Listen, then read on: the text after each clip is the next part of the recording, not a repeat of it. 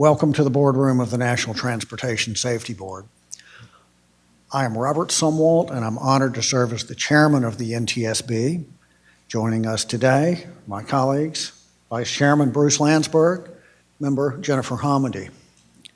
Today, we meet in open session as required by the government and the Sunshine Act to consider the inadvertent activation of the fuel shutoff lever and the subsequent ditching on the East River of an Airbus AS350 B-2 helicopter in New York City on March the 11th, 2018. This was a doors-off flight operated by Liberty Helicopters Incorporated under contract with Nyon Air. The ditching was survivable, but the helicopter's floats only partially and unevenly deployed. After the helicopter touched down upright on the water, it rolled over to the right and within 11 seconds became completely inverted. The pilot survived with minor injuries. Tragically, all 5 passengers on board the helicopter drowned. On behalf of all of us here at the NTSB, we'd like to offer our sincere condolences to the families and friends of those who have been lost in this tragic, tragic event. Our entire purpose for being here is to learn from tragic events like this so that others don't go through it, so that we can prevent these things in the future. American aviation has a good safety record, in some respects amazingly good. That comes from being relentlessly safety conscious and from putting safety at the center of every decision. As this investigation has revealed, safety was far from central at Liberty and Nyon Air. It was not only that Liberty and Nyon Air were not vigilant, although this too was true, rather they went beyond the lack of vigilance. They intentionally exploited a regulatory loophole to the detriment of their customers' safety. Specifically, if a business defines its operation as aerial work or aerial photography, it can operate under the less stringent requirements and more modest oversight of Part 91 General Aviation Rules. By contrast, if a business conducts air tours under either the Air Tours Part 91 rules or Part 135, the requirements are more stringent and there's more FAA oversight. By the intent of these regulations, it would have been a Part 91 air tour flight operating with a letter of authorization. But as we will discuss, it was operated under general aviation rules, making use of the aerial work and aerial photography exception. Liberty and Nyon Air were aware that they were operating within this loophole. Nyon Air Customer Experience Training Manual advised their personnel to avoid using words such as tour, route, and sightseeing, and to use the words custom, photo flight, and photography. Employees were to listen for indications, and I quote, FAA, anyone with a badge. Lacking appropriate guidance documents, FAA inspectors appeared to believe that they could not push back on Part 91 general aviation status of the flights or inspect them. Glaring safety deficiencies were present and cloaked in the exception were not caught. In addition to the helicopter-installed FAA-approved restraints, each passenger wore a restraint that was connected to the helicopter by a tether in order to prevent falls during open-door flight. But the harness tether system also impeded egress. So, Nyon Air equipped the harness with cutting tools so passengers could cut the tether in case of an emergency. Let's think about that. In an emergency, in such a situation where the helicopter was on fire or in danger of sinking, the plan was for passengers to cut their tethers, which was attached to the backs of their harnesses. Something is terribly wrong with this plan. But the FAA Principal Operations Inspector assigned to Liberty said that because Liberty's Fly-Nyon branded flights were Part 91, he did not feel compelled to observe for himself the operation of the harness tether system, and he did not do so. But there are many more facets to this accident, as we will discuss this morning. But one question brings all these facets together. And we will bear this question in mind in relation to each decision point that led to the accident. What would be safer? This question applies to rules for passenger behavior. It applies to the use of the supplemental restraints. It applies to the aerial work and the aerial photography exception. It applies to the helicopter's floats. What would be safer? Now, what would be less not what would be less burdensome to the company, not what would be the most fun or thrilling helicopter experience? What would be safer?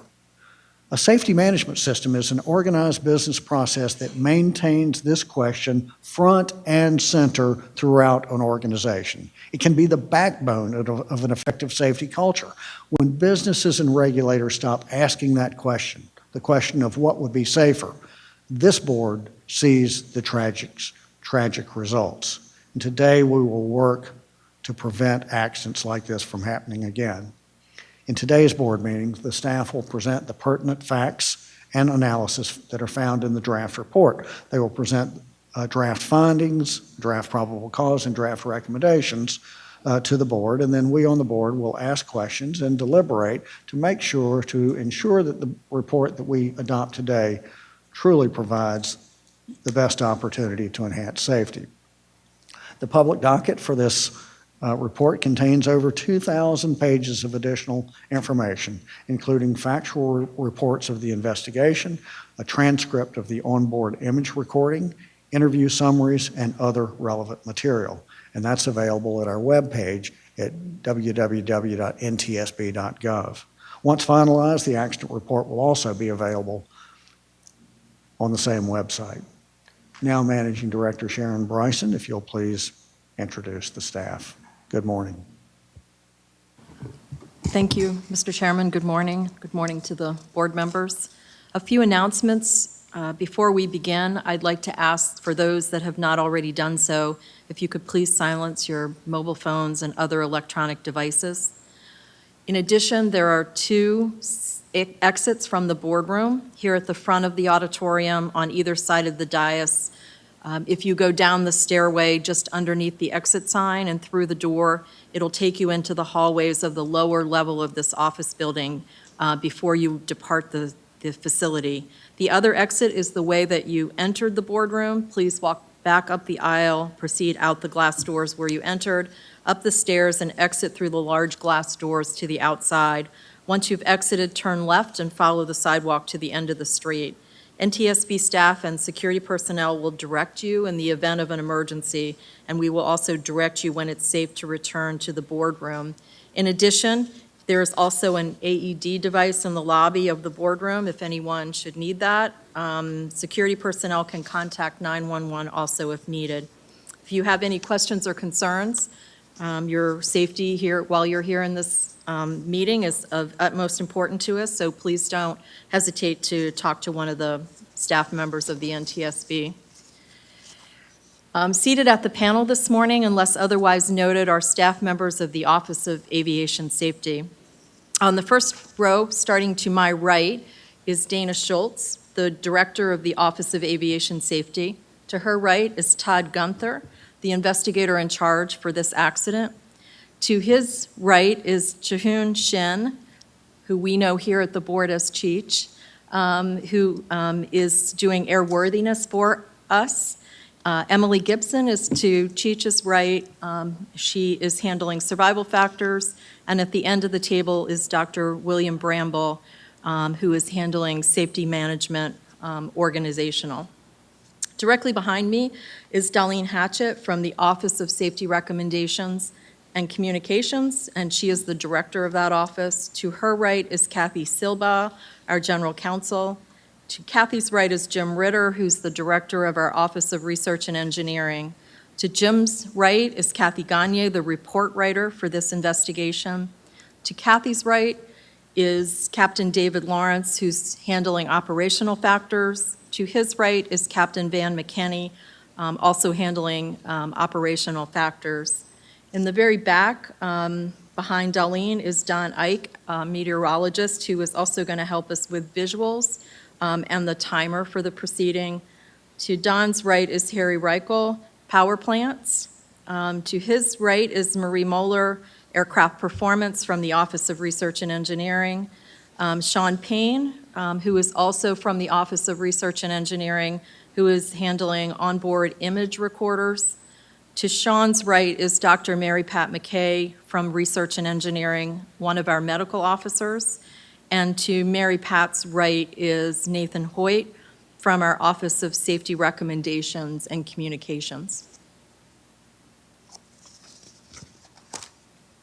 The presentations will begin with the investigator in charge, Todd Gunther. Good morning, Chairman Sumwalt and members of the board. Today we will discuss an accident involving a Liberty Helicopters AS350 B2 that occurred on March 11, 2018 near New York City. The Fly Nyan branded flight was operated by Liberty Helicopters per a contractual agreement with Nyan Air. The company advertised the flight as a 14 Code of Federal Regulations, CFR, Part 91 aerial photography flight. About 16 minutes into the flight, the engine lost power, and the pilot performed an auto-rotative descent and ditching on the East River in New York. During the accident, the 5 passengers drowned, the pilot sustained minor injuries, and the helicopter was substantially damaged.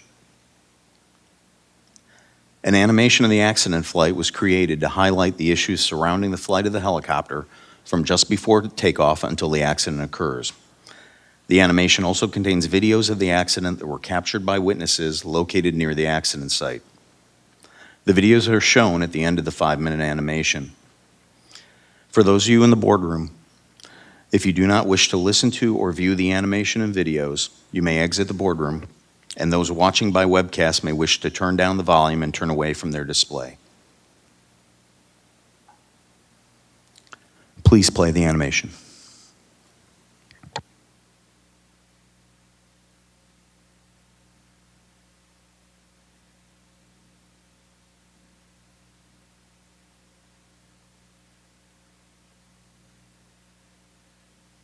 On March 11, 2018, about 19:08 Eastern Daylight Time, an Airbus Helicopters AS350 B2, operated by Liberty Helicopters per contractual agreement with Nyan Air, lost engine power during a doors-off flight over New York City.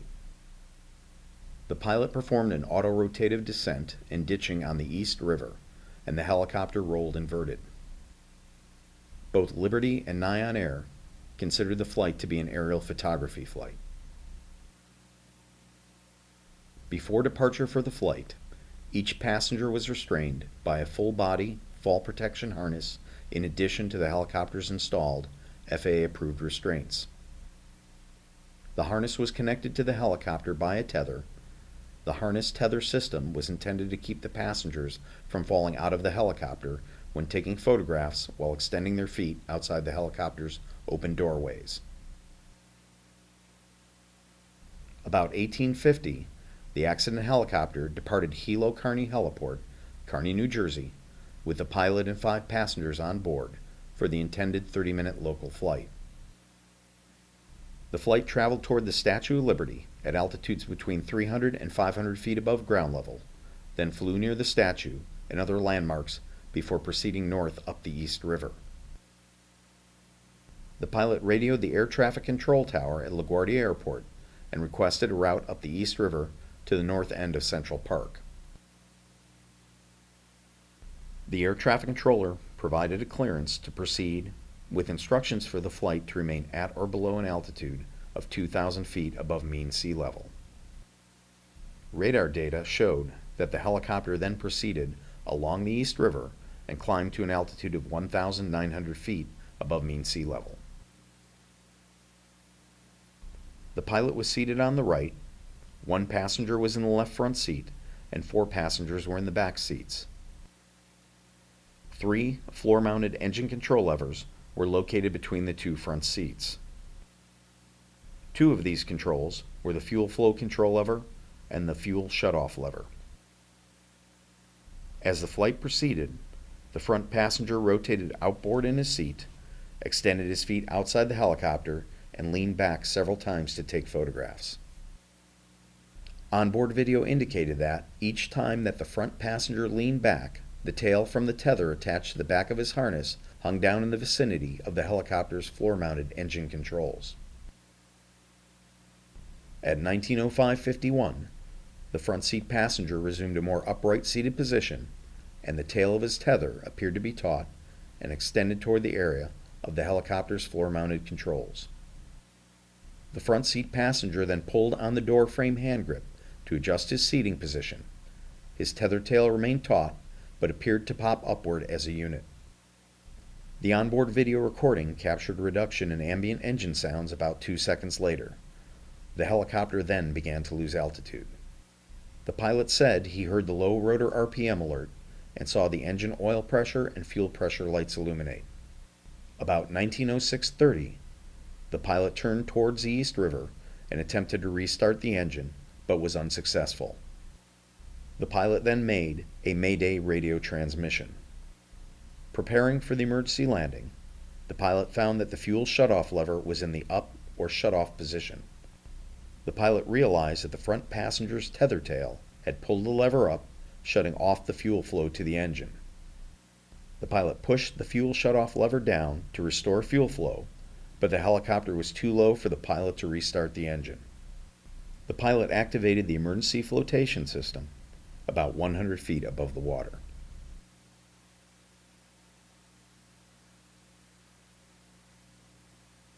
The helicopter touched down about 19:07:15. The helicopter then rolled over to the right and was inverted and submerged about 11 seconds after touchdown. Only the pilot was able to exit from the helicopter.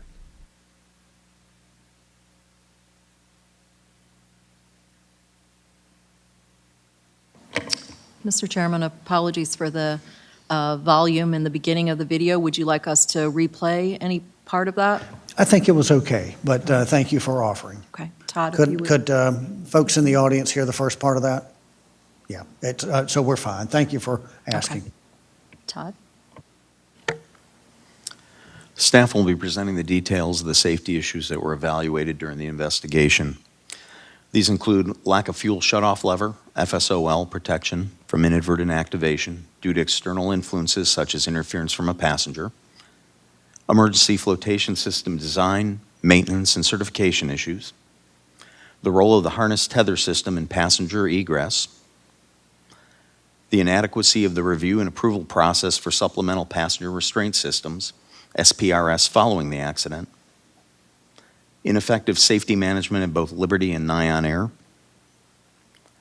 Liberty and Nyan Air's exploitation of the aerial photography exception in 14 CFR 119 to avoid Federal Aviation Administration requirements and oversight, lack of policy and guidance for FAA inspectors to perform an oversight of Part 91 passenger carrying operations to ensure that operators are appropriately managing any associated risks. And finally, staff has identified the need for guidance and procedures for operators who carry passengers for hire in small aircraft to identify intoxicated or impaired passengers. Parties to the investigation were the Federal Aviation Administration, Liberty Helicopters, Nyan Air, and Dart Aerospace, which manufactured the helicopter's flotation system. In accordance with Annex 13 of the International Civil Aviation Organization, ICAO, and French Civil Accident Investigation Board, BEA, appointed an accredited representative to this investigation. Advisors from the European Union Aviation Safety Agency, EASA, Airbus helicopters, and Safran helicopter engines assisted with the investigation. Also in accordance with ICAO Annex 13, Transportation Safety Board of Canada, TSB, appointed an accredited representative to this investigation. Advisors from Transport Canada and Eurotech Canada, which installed the flotation system, assisted with the investigation. I would also like to acknowledge staff who participated in this investigation.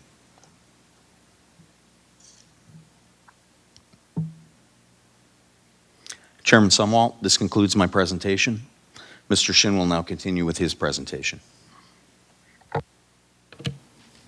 Good morning. I will discuss the design of the Airbus AS350 B2 floor-mounted controls and the design requirements for the fuel shutoff lever. Afterwards, I will discuss the performance of the DART emergency flotation system during the accident flight, the existence of high pull forces on the float activation handle, and certification review issues that were identified in the investigation. I will begin with an overview of the helicopter's floor-mounted controls. 3 floor-mounted controls were located adjacent to the pilot's collective control. The floor-mounted controls consisted of the rotor brake, the fuel flow control lever, and the fuel shutoff lever. The fuel shutoff lever provided a means to close the fuel supply valve between the fuel tank and the engine in an emergency. The certification basis for the fuel shutoff lever considered primarily scenarios in which a pilot may inadvertently select the wrong lever when operating a floor-mounted control. Airbus met this requirement by designing the fuel shutoff lever to have a different shape and color than its adjacent levers. The design of the fuel shutoff lever was not required to consider the risk of inadvertent activation due to external influences, such as passenger interference. Risks associated with such scenarios in normal category rotorcraft are typically controlled through operational measures such as pilot briefings to passengers and securing loose items.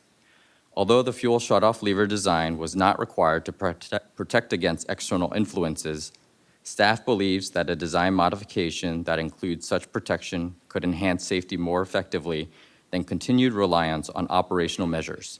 Staff has proposed a recommendation in this area. I will now discuss the emergency flotation system designed by DART Aerospace that was installed on the accident helicopter via a supplemental type certificate. As seen in this image of an exemplar installation, the system consists of 6 skid-mounted floats, 3 on each side, that are inflated by 2 compressed gas reservoirs, 1 on each side. The emergency flotation system utilized a mechanical activation system to deploy the floats. An activation handle mounted adjacent to the base of the cyclic grip is pulled aft to deploy the floats. The intended design was for the pilot to pull the handle using the same hand holding the cyclic grip in a similar action to how a bicycle brake lever is operated without letting go of the handlebar. Only the left reservoir had discharged on the accident helicopter, resulting in partial and asymmetric inflation of the floats, with the left floats more inflated than the right floats. The discharge of both reservoirs was needed to fully inflate the floats. The investigation determined that a discharge of only one reservoir, even with symmetric inflation of the floats, would not enable a helicopter to remain upright in water. The investigation examined aspects that would preclude successful discharge of both reservoirs. The investigation determined that the activation system installation on the accident helicopter resulted in the need for high forces in excess of 58 pounds to pull the activation handle fully aft in order to discharge both reservoirs. Additionally, each reservoir could discharge at different points during aft travel of the activation handle. The investigation further determined that the activation handle on the accident helicopter had not been pulled through its full travel, resulting in the discharge of only one reservoir. Staff believes that high pull forces required to pull the activation handle, along with the oral and visual cues following the discharge of only the left reservoir, led the accident pilot to mistakenly believe that he had pulled the activation handle fully aft. At the time of the accident, there was no requirement to inspect and correct for high pull forces on the activation handle after installation of the emergency flotation system. Due to the lack of this critical information, staff believes that Liberty and other operators did not have a means to inspect and correct for high pull forces that may result from an installation anomaly or other issues. As a result of this investigation, DART introduced inspections to inspect and correct for high pull forces on the activation handle, both after initial installation and recurrently thereafter. The investigation determined that the FAA did not identify the absence of activation handle pull force limitations during the certification review of the DART emergency flotation system. Because the FAA used a similar certification review process to approve other rotorcraft emergency flotation systems, staff believes that deficiencies that may preclude their proper deployment, such as high pull forces on the activation handle, may exist on those systems. As the circumstances of this accident show, ambiguous control action feedback and high activation handle pull forces can lead to partial inflation of the float system in a situation in which no other malfunctions would preclude full inflation. A review of FAA guidance for design of emergency flotation systems found that it does not sufficiently address human factors aspects for activation systems. In summary, staff believes that safety would be improved by reviewing the activation system designs of other FAA-approved rotorcraft emergency flotation systems for deficiencies that may preclude their proper deployment, such as high forces on the activation handle. Improving guidance for assessing design features, usability, and inspection methods to ensure these important aspects are considered during the certification review process for such systems, and modifying the fuel shutoff lever design to enhance its protection against external influences. This concludes my presentation. Ms. Gibson will continue with her presentation. Good morning. My presentation will discuss the passenger restraints and how they impacted passenger egress during the accident. I will also discuss the FAA's post-accident actions. In review, before the flight, passengers watched a Nyan Air safety video that included instructions for egress in the event of an emergency. Passengers were then fitted with body harnesses, and then they were taken to the helicopter. After boarding the helicopter, tethers were used to connect the passenger's harness to an anchor point in the cabin, and the FAA-approved restraints, which was a lap belt and a shoulder strap, was then secured over the harness. Passengers were provided headsets to hear the instructions from the pilot. Nyan Air developed the harness tether system to prevent passengers from falling out of Fly Nyan doors-off flights when the FAA-approved restraints were removed during the flight. A cutting tool was provided in a pouch on the harness for use in cutting these tethers. Lanyards attached to the harness were used to hold smartphones and cameras, and headset cords were zip-tied to the harness. A personal flotation device was also strapped around the passenger's waist. A tether was used to secure the harness to the helicopter. The tether was connected to a D-ring on the passenger's back and to a hard point in the cabin. Locking carabiners were used to make these connections. After the harness tether system was secured, lap belts and shoulder harnesses, the FAA-approved restraints, were fastened over the passengers' harnesses. Nyan Air's procedures specified, and the onboard video showed that the shoulder harnesses were routed under the arm rather than over the shoulder, and the lap belt was adjusted loosely. According to the pilot, this was to provide freedom of movement. In the safety briefing, passengers were told they could free themselves from the harness tether system using a quick-release clip on the back of their harnesses or use the cutting tool to cut the tether. However, the locking carabiners did not have quick-release features, and it would have been difficult for a passenger to reach, unlock, and open a carabiner rapidly in the event of an emergency. Cutting the tether using the cutting tool would also have been difficult because of the cross-routing of the tethers behind the passengers. Pilots had raised concerns about the effectiveness of the cutting tools. After the ditching, passengers were conscious and free from major traumatic injuries. However, the helicopter inverted and submerged in 11 seconds, reducing the time available for egress. All occupants experienced cold water immersion. The pilot was able to release his FAA-approved restraint to egress from the helicopter. However, the passengers were not able to egress and drowned. The inability for passengers to rapidly extricate themselves from the helicopter was a critical factor in the passengers' deaths. After the accident, the FAA issued an emergency order to mitigate the hazard associated with the use of occupant restraints preventing quick egress. This order required operators of doors-off flights to obtain an LOA for the use of supplemental passenger restraint systems, or SPRS. This required applicants to demonstrate that the SPRS could be quickly released with minimal difficulty and without the use of any knife, tool, or assistance.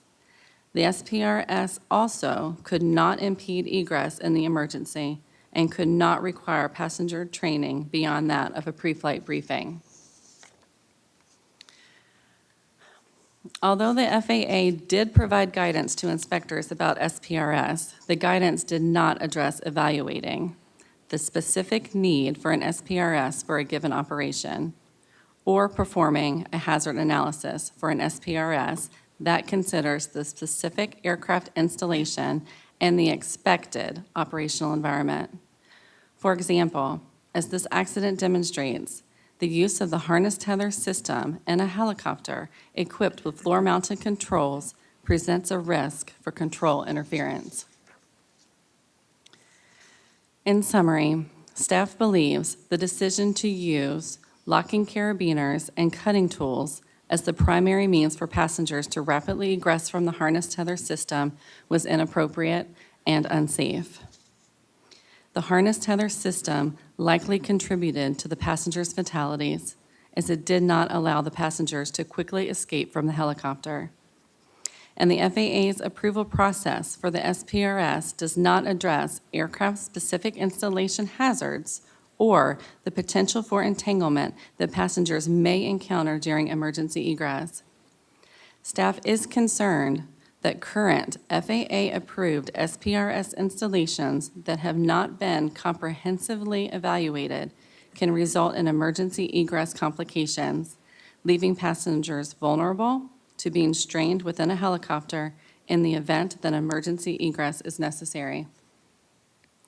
Staff believes that safety would be improved by prohibiting the use of these SPRSs until the SPR system approval process has been revised. This concludes my presentation. Dr. Bramble will continue.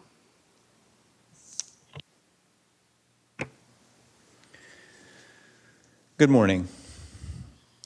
I will discuss organizational factors in this accident. Nion Air contracted with Liberty to operate Fly Nion branded flights. Liberty was responsible for maintaining operational control over its flights, but overlapping management and other factors blurred the roles and responsibilities of personnel at the two companies. And Liberty's management allowed Nion Air to influence core aspects of operational control, including safety management. In the year before the accident, Liberty stopped undergoing external safety audits. The director of safety resigned and was not replaced. The safety officer also resigned, and his replacement was not trained, was not familiar with the company's safety manual, did not hold quarterly safety meetings, and did not brief top management. Nion Air lacked a formal safety structure, clear lines of accountability for safety management, and systematic processes for identifying hazards, prioritizing interventions, and mitigating risks. Nion Air convened joint pilot meetings where safety and other matters were discussed, but these meetings were not effective for addressing Liberty pilot safety concerns.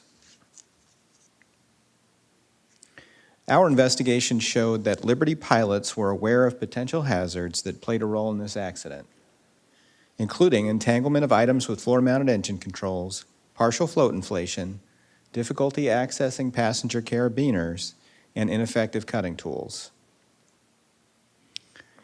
Although the Liberty pilots expressed safety concerns about the passenger harness and tether system and recommended improvements, Liberty's CEO, COO, and DO were disengaged from day-to-day operations and did not advocate for the pilots' concerns.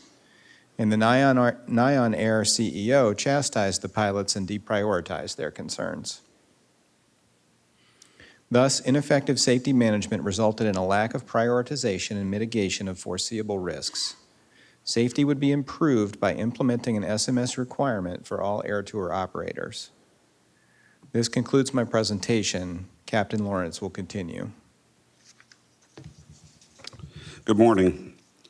I will now discuss the regulatory exception used by Liberty and Nion Air for the Fly Nion branded flights, including the accident flight, the lack of increased FAA surveillance, and the lack of policy and guidance available to FAA inspectors to support inspections of Part 91 revenue operations.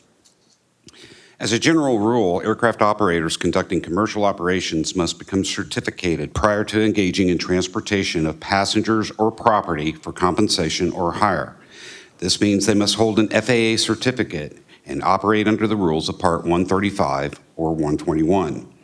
However, the regulations allow exceptions for certain operations from holding an FAA certificate, and depending on the operation, may allow the operator to fly under Part 91 with a letter of authorization, or LOA, or simply operate under Part 91 with no other requirements. Flights that are considered aerial photography flights, which are a subset of aerial work exception, do not require an operating certificate or LOA. The FAA originally created the aerial photography exception back in 1962. However, the terms aerial work and aerial photography have never been defined in the regulations. Investigators asked the FAA for a legal interpretation of the aerial photography exception, and the FAA said it was meant for business-like, work-related operations such as news gathering, aerial mapping, surveying, commercial photography, or commercial filming. The FAA said the exception was not meant for personal, entertainment, or leisure purposes, similar to the purposes Liberty and Nion Air operated their Fly Nion branded flights. Without regulatory language that defines these terms consistent with the FAA's own legal interpretation, staff is concerned that operations could be conducted under these exceptions without the additional FAA requirements and oversight that apply to other commercial revenue passenger carrying operations. Both Liberty and Nion Air were aware of the aerial photography exception in the regulations, and their actions showed they exploited the exception to allow Fly Nion branded flights to continue operating under Part 91. For example, Liberty and Nion Air personnel were advised to avoid, as the chairman mentioned earlier, using words like air tour or sightseeing, which could trigger the requirement for an FAA Part 135 operating certificate or LOA, imposing additional oversight by the FAA. In addition, SOPs, or standard operating procedures, developed and used by both Liberty and Nion Air, also warned personnel to be vigilant for people who ask too many questions and mention words like tour, owners, management certificates, or appear to be the FAA or anyone with a badge. In October 2017, less than 5 months before the accident, FAA inspectors observed that Liberty Helicopters was operating doors off Fly Nion branded flights as aerial photography flights using Nion Air supplied passenger harness and tether systems. Liberty's principal maintenance inspector, or PMI, who saw the operation during a routine surveillance visit, characterized it as unorthodox and informed the principal operations inspector, or POI, and his manager of his concerns. The POI decided that since the operation was being conducted under Part 91, his only oversight authority was to ensure passengers were briefed and wearing their FAA-approved restraints. The POI said he did not feel compelled to look further at Liberty, and his perception that he was limited in his oversight ability underscores the need for revised guidance of FAA inspectors when surveilling Part 91 operations conducted under any exception to the regulations. In addition, the same POI had oversight authority of Liberty Helicopters Part 135 doors on commercial air tour certificate. When Liberty Helicopters entered into a charter agreement with Nion Air to operate primarily Fly-Nyan branded Part 91 aerial photography flights with the doors off and passengers harnessed and tethered to the helicopter, it constituted a significant change in the way Liberty Helicopters was operating its aircraft and flight crews. FAA guidance is clear that inspectors must evaluate the risks associated with these transition periods for a certificated operator, yet the Liberty Helicopters POI did not perform any additional surveillance for this change in operation at Liberty. The FAA has recognized that it has limited oversight authority of Part 91 operations. Staff is concerned the circumstances of this accident highlight problems with the level of safety oversight that the FAA applies to revenue passenger carrying operations conducted under any Part 91 operations versus a Part 135 or 121. Safety would be improved by codifying the definition of aerial photography to ensure those flights are only business-like or work-related and not flown for sightseeing purposes. And the FAA inspectors were provided better guidance for an operation conducted under any exception to the 14 CFR 119.1E regulations. Staff has proposed recommendations in both of these areas. Thank you. This concludes staff's presentations. Well, thank you very much for those presentations, which I think do a very nice job of laying out the issues. And thank you for a very good investigation. We'll now turn to questions from the board and Vice Chairman Landsberg. Thank you, Mr. Chairman. So there seems to be a lot of question, perhaps, at least in some people's minds, about whether this was a Part 135 or a Part 91 operation and the level of oversight. So with commercial air tours, and correct me if I misspeak, they're required to have an operating certificate. There needs to be management personnel, operation specifications, FAA-approved training, FAA-approved maintenance program, drug and alcohol program, and a POI overseeing the operations. Was any of that required for Fly-Nyan? Well, the list that you list for 135 is accurate. One of the problems we had with this investigation early on is when we asked the FAA for a legal definition of what this particular flight was operating on, was it 135, 91, 91 with an LOA, and we actually got 3 responses. POI said it was an aerial photography flight, which is just Part 91. We asked the FAA legal for a definition. They couldn't really come up with one, but they said that it was not aerial photography because that's supposed to be more business-like. And then their third response was they finally came back and said, no, this should be a 91 under an LOA. And the fact that they gave us 3 different responses kind of told us that the regulations need more clarity so we know and the FAA knows what type of operation this is. To answer your question, though, the last response we got from the FAA was a 91 with an LOA. Yeah, this just strikes me that this is a loophole that one could fly a helicopter or drive a truck through. I went onto Fly-Nyan's website, and what they said there is, since inception in 2012, Fly-Nyan has flown over 250,000 passengers, and we now offer flights in Miami, Los Angeles, and San Francisco. That doesn't sound like either aerial work or a non-professional kind of operation. And FAA had difficulty understanding this?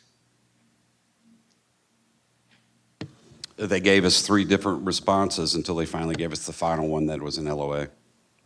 Okay, you said in your presentation that the principal maintenance inspector thought this looked highly questionable, and he challenged the POI on this. Is that correct? That's correct. And the POI did nothing? Well, when the PMI and the PAI, the avionics inspector, came back, because they both saw this during the surveillance, they talked to the POI and their frontline manager at the FSDO office to determine whether or not, what kind of oversight they had for a sightseeing. They determined within their own little bubble there that it was a Part 91 operation, and there wasn't any oversight they could do. What they didn't do, and we did during the investigation, is contact their legal department, which is a tool that's available to them to ask them, what was this supposed to be under? Had they done that, they would have got the same legal interpretation we received and said this was not aerial photography, it was an air tour.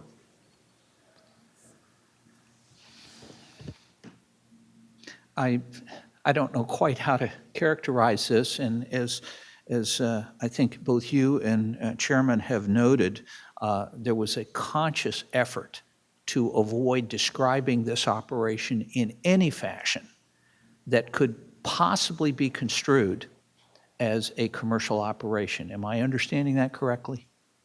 That's correct, and the report lists multiple areas and events that would describe their effort to make sure this was kept under 91 and out of the visibility of the FAA. And after the accident, what was Air Nion's response or Liberty Helicopter's response of why they did this? I don't know if they had a response because the investigation was ongoing, and as parties, they weren't allowed to respond to that. The actions were that Liberty ceased doing any work or any flying, contractual flying for Nion Air. Nion Air continued their photography flights with the doors on until they received a approval under LOA for the supplemental restraint system, and then they began flying doors off helicopter operations with an approved SPRS, and they're doing that to this day. Okay, so they're 91 LOA at this point.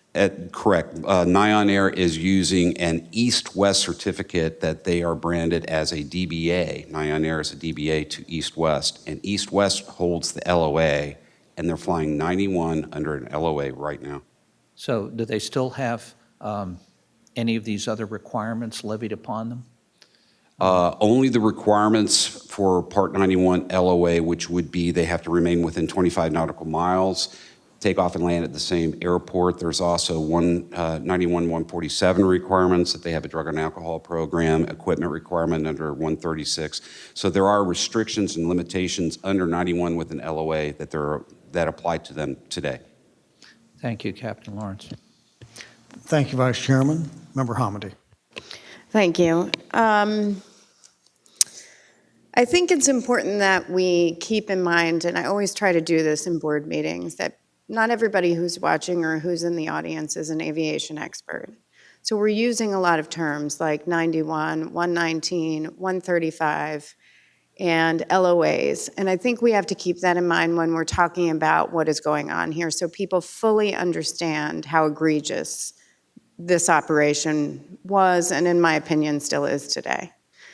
Nion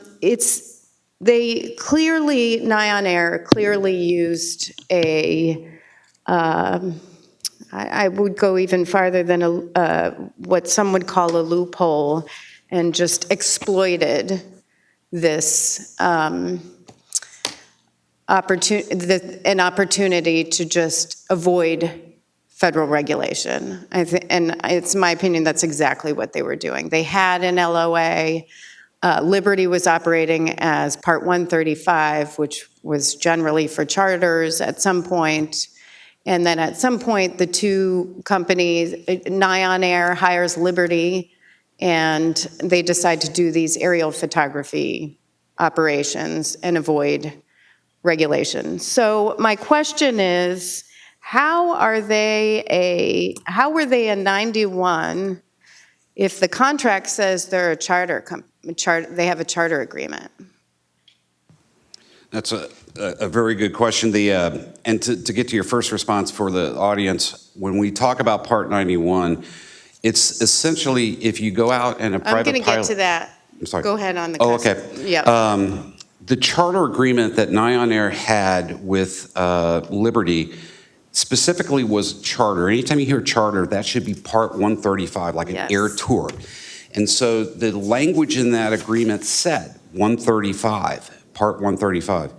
There are regulations that require operators, two certificated operators, if they contract with a charter agreement similar to what they had between them, they're required to notify the FAA. It's a regulatory requirement. And the FAA wants to know that because they want to know who has operational control of the flight that these two operators are in agreement with. That never occurred. And there was no contractual agreement that we had that showed Nyan Air and Liberty were agreed to fly these Fly Nyan Part 91 flights. Right, so and then a second question I have is how, before I get into the regulations, how Nyan is even operating right now? Because their LOA, they're doing business as Fly Nyan, correct? That's correct. So their LOA doesn't even list Fly Nyan. It used to.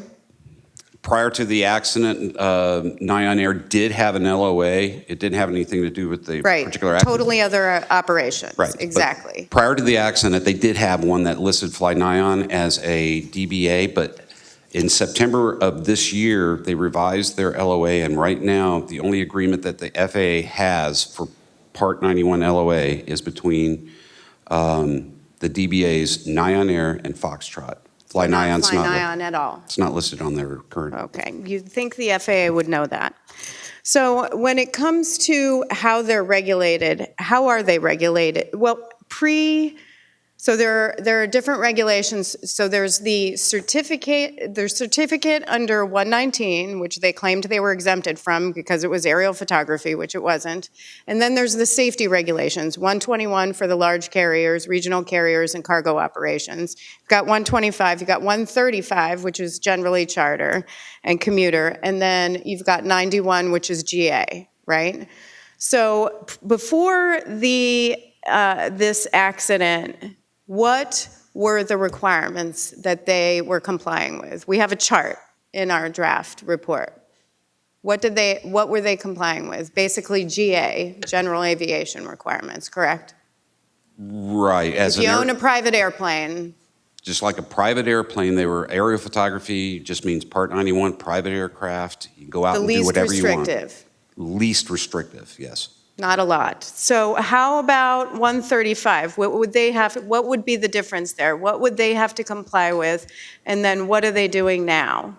It's somewhere, it's not even in the middle. I'd say it's closer to 91 still. Right. Under a Part 135 certificate, as an air tour operator, there is multiple aspects that they have to comply with. Training requirements approved, training, approved maintenance, approved management personnel. It's very comprehensive oversight and regulatory requirements.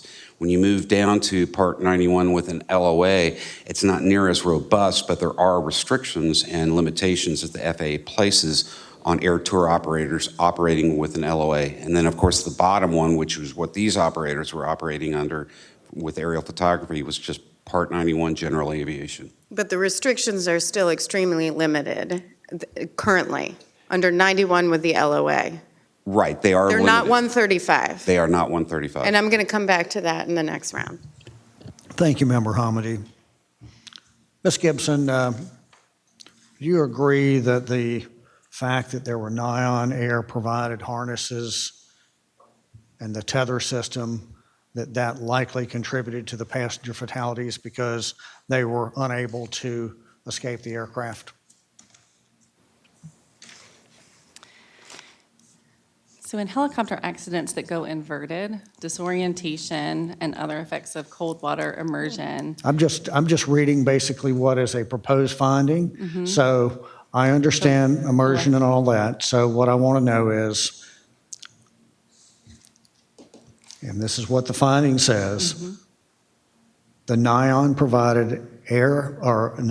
Air provided harness tether system likely contributed to the passenger fatalities because it did not allow passengers to quickly escape from the helicopter. Is that true? So staff qualified the word likely because based on onboard video, we know that at least 2 of the passengers did have their FAA-approved restraints. Yeah, I'm just looking for a yes or no. That's a proposed finding by staff. Yes. Okay. And so the point I'm trying to make is the contraption that Fly Nyan rigged up turned a perfectly good helicopter into a death trap. And that is a fact. So I want to ask you about this. These yellow harnesses, were they FAA approved? And Ms. Gibson or Captain Lawrence, were they FAA approved? Or was this just something you could go out and buy at Home Depot or Lowe's because it's basically a fall protection harness that a construction worker would wear? Correct, it was not FAA approved. They were full-body fall protection harnesses. That you could buy at Home Depot if you wanted to, yeah. Yes, But there were some that were, the blue harnesses were FAA approved, as I understand it, but, okay. The pre-flight video, it showed the tether being cut as if it was butter. I watched the pre-flight video, this knife would slice right through it. But was that an accurate portrayal of how easily it was to cut through the tether? no, it wasn't. The tether that was used in the safety video that the passengers viewed was a different tether than what was used on board the accident helicopter. Yeah, in fact, in the accident helicopter, for that type of tether, the Nyan Air lead pilot said she found it difficult to cut through, and it took her more than 30 seconds to cut through it. Do you recall that? Yes, both Liberty and Nyan tested the effectiveness of the cutter with the tether, and they found it to be ineffective. Yeah, so let's talk about some inconsistencies or incorrect portrayals in the video. The video said that you would cut through the harness with the knife. What would you really cut through? The video stated that they would cut through the harness, when in all actuality, the video showed them cutting through the tether. The video also showed cutting through a different webbing than that was actually installed. Correct. The safety video referred to something called a quick releasing clip. Is that correct? It did. Yes, but were they in fact quick releasing carabiners or were they the screw-in type? No, there was no quick release feature on the harness. They were locking carabiners. So we found a lot of inconsistencies with the safety video that Nyan was showing and the reality. Correct.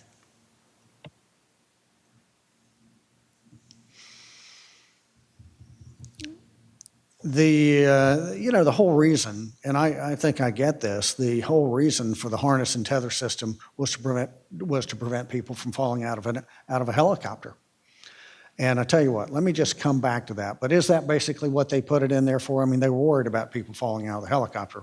Yes, so the Which would intent be of their harness tether system was Yeah, to prevent passengers and from that's a falling out. legitimate concern, as Mike and I were talking about it yesterday. Mike Hughes and I were talking about it. There's no turning back if you fall out of a helicopter. That's serious. So they were trying to mitigate that risk, but we'll talk more about that. Second round, Vice Chairman. Thank you, Mr. Chairman. Mr. Shin, the flotation system was designed for single-hand operation. I believe it was attached to the collective or the cyclic control. Yes, its intended design was for the pilot to operate Right, it so with one hand. all I would need to do, because one usually needs at least 2 hands and 4 feet to fly a helicopter, is to be able to reach out if you needed to squeeze the handle, and that would deploy the canisters. Is that correct? That's correct.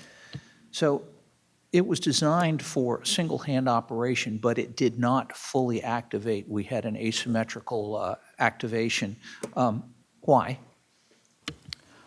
In this event, because the activation handle was not pulled to its full travel, and because the reservoirs could activate at different points during the activation handle's aft travel, in this case, the pilot stopped pulling when, or we believe this pilot stopped pulling when he heard the first canister go, and the second canister did not discharge, leading to partial and asymmetric inflation of the floats. How much force would be required to activate? I think we tested this on the accident aircraft. We did, and the highest force we got was 58 pounds, in excess of 58 pounds. That's a pretty strong force, is that correct? Yes, in this case, the design, during the certification review, the APICAL, or DART Aerospace, had proposed to the FAA a 30-pound limit, and this is in excess of that 30-pound limit. Almost double. Were these high pull forces unique to this particular helicopter, or did we find other helicopters that had something similar? We did find with Liberty helicopters, the accident helicopter exhibited high pull forces. Videos provided by Liberty to investigators showed that they needed 2 hands to pull the activation handle on 2 other helicopters that had this emergency flotation system installed. In talking with other operators with this design system installed, one operator also experienced high pull forces that necessitated 2 hands, similar to how the Liberty pilots pulled the activation handle. One other operator up in Alaska said that they had an easy time pulling it with 1 hand. So we're seeing inconsistency throughout the installed population, but it's not unique to Liberty helicopters or the accident helicopter. Captain Lawrence, this might be for you. Would this be something that would be checked by a maintenance inspector when they're doing routine maintenance on the aircraft to see if, in fact, the deployment system would function the way it's supposed to and would function with 1 hand rather than 2? The chief would probably be better to answer. Okay, Chief. The PMI probably would be not present for the actual ground testing. The maintenance requirements for the system requires a test inflation every 36 months. The PMI might check that that test inflation was done properly per the maintenance records. In this case, I don't believe the FAA PMI was present to see and witness the inflation tests. There's also no guidance within the RFM supplement for the system or in the maintenance manual describing that this is intended to be activated with 1 hand or giving pull force limitations that might cue mechanics or the director of maintenance that these high pull forces are anomalous. I want to come back to this, but could you describe the supplemental type certificate program for the audience here and how that might differ from original aircraft certification? In this case, the original certification for the helicopter was not originally certified for ditching. So when a applicant, a manufacturer, wants to design an emergency flotation system for this design helicopter, they would work with the FAA Aircraft Certification Office to determine what parts of the Part 27 regulation the system has to meet. Typically, they don't have to go beyond what the original certification standards were for that particular aircraft. So in this case, because the type certificate was approved back in the 70s, I believe, those revisions for the Part 27 regulations from the 70s would have applied.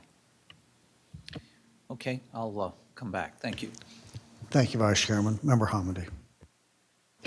Thank you. Dr. Bramble, what are NION's perceptions of their safety culture?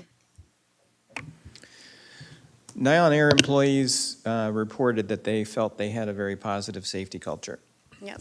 They said safety is our most important and #1 priority. And the CEO of NION pointed to their lead pilot as their safety officer, and then the lead pilot in interviews said she didn't know who the safety officer was of the company. That's correct. A little odd. So, have you ever heard the term rubber is racing? No. Did you ever watch Days of Thunder? Perhaps a long time ago. Right. So in Days of Thunder, this is a movie, Rowdy Burns, who's the arch rival of Tom Cruise, says, Tom Cruise's Cold Trickle, says he's going to pull this rookie's chain, and he bumps him. And Tom Cruise, complains about it, and he says, it's part of the game. Whoever is running the pit says it's part of, you just have to keep driving. Rubber is racing. And so I say this because Nion's CEO says that's their motto, rubber is racing. Said it in a text. Rubber is racing, the saying we use at Nion, rubber is racing, it's all good, people, and he's speaking about about Liberty's pilots at this point. People, the pilots, just can't get their snowflake feelings hurt. Because at numerous times, the pilots are saying that there are safety issues. Can you give a few examples of the concerns raised by the pilots? Yeah, so the pilots were concerned about the yellow fall protection harnesses being ill-fitting on small people. They were concerned about the fact that the attachment point was up in the upper back where the passengers couldn't reach it. And they were concerned that the cutters were not effective for exiting the harnesses. Yeah, and in looking through, so on the harnesses, Liberty pilots had stated to Nion's CEO and I guess safety, who was supposed to be the safety officer, that they had delayed passengers from leaving because there was a very small young woman who the harness was too big, the yellow harness. So they sent back the CX, the customer service person, to go get the blue harness. Well, the CEO of Nion then complains that why did you delay this? And the other people within the company complain that you shouldn't have delayed this. And no one's basically guaranteed these harnesses. It's not required by regulation. So the yellow ones are just as safe as the blue ones, even though it didn't fit this person because this person was smaller. And another time, in another instance, Liberty decides to cancel a morning flight because it's too cold. It's below 30 degrees, which conflicts with their internal flight procedures. It's 27. And so they cancel the morning flight, and the CEO of Nion now complains and comes back in text and says, Brent, do you know when money doesn't come in, how many people stick around? 0. This morning has happened for us without safety concerns before. It threw a wrench in the day. My brand, expletive. And now my brand is getting destroyed because it's touching the likes of Liberty. Senior, who's his dad, who works at Liberty, has an earful coming from 80 degrees in Florida. So you have a situation where you have pilots numerous times at Liberty who are saying, hey, we've got serious safety concerns here. They keep raising it, and they keep getting shut down by the president at Nion. Under the contractual agreement, who had operational control? Liberty. Or should have? Liberty was supposed to exercise Correct. it. And they had that actually in their flight operations manual, that Liberty is solely and ultimately responsible for the operational control of aircraft operations. But unfortunately, throughout this, they ceded that authority essentially to Nion, correct? Yeah, in a number of ways, including allowing Nion Air to control the inventory and purchasing decisions around the harnesses. And meanwhile, there's no safety reporting mechanism essentially, as confirmed by Nion's lead Correct. pilot. Nobody on either side knows what an SMS is with either company. They don't know what a risk analysis is because neither of them can define that for any of our investigators.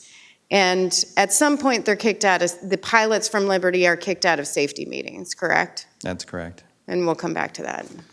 Well, and I want to follow on to that. Thank you, Member Hamady. Back to the idea that in one respect, they fly Nion Air. They were trying to mitigate a risk of keeping people from falling out of helicopters. But as Jim Reason, who I quote often, says, for every management decision, there's a potential downside that has to be managed. So they decided to prevent people from falling out of the helicopter, we would tether them in. So, Dr. Bramble, what risk assessment did Nion Air perform before using these harness systems? They didn't do any kind of formal risk assessment like you would recognize from an engineering safety assessment. They had folks that were involved in aerial photography suggest types of tethers and harnesses and places to attach on the helicopter, but they didn't systematically look for how these harnesses could create risks. They didn't look for that potential downside. Mm-hmm. And along those lines, what risk assessment did Liberty perform before conducting doors off operation? Again, nothing systematic. However, they did attempt to at least cut the tether with the cutter and found that it was difficult to do so. Found that it was difficult. Mm-hmm. Yeah. The pilots did. Yes.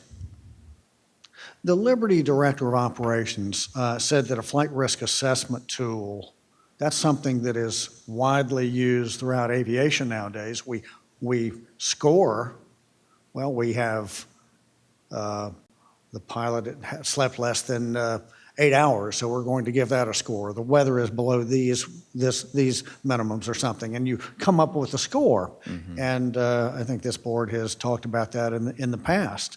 The Liberty Director of Operations said that a flight risk assessment tool was a bureaucratic morass. I have no idea what that means. What does that mean? It probably means that he didn't think it was a great idea. Yeah, that he was dismissing a sort of a systematic approach to safety management or didn't understand what it was about. I think Member Hamady mentioned that the previous safety officer left Liberty in January, just a few months before the accident. Why did he leave? Because he disapproved of doing these doors-off flights with Nyan Air. And he also thought that the authority of Liberty's chief pilot was being undermined by Nyan Air's CEO. That's correct. How long was the Liberty Director of Safety position vacant? It was vacant for around 5 months, I think. Yeah. Now let's talk about the Liberty hazard reporting system. They had a hazard reporting system. Was it being widely used?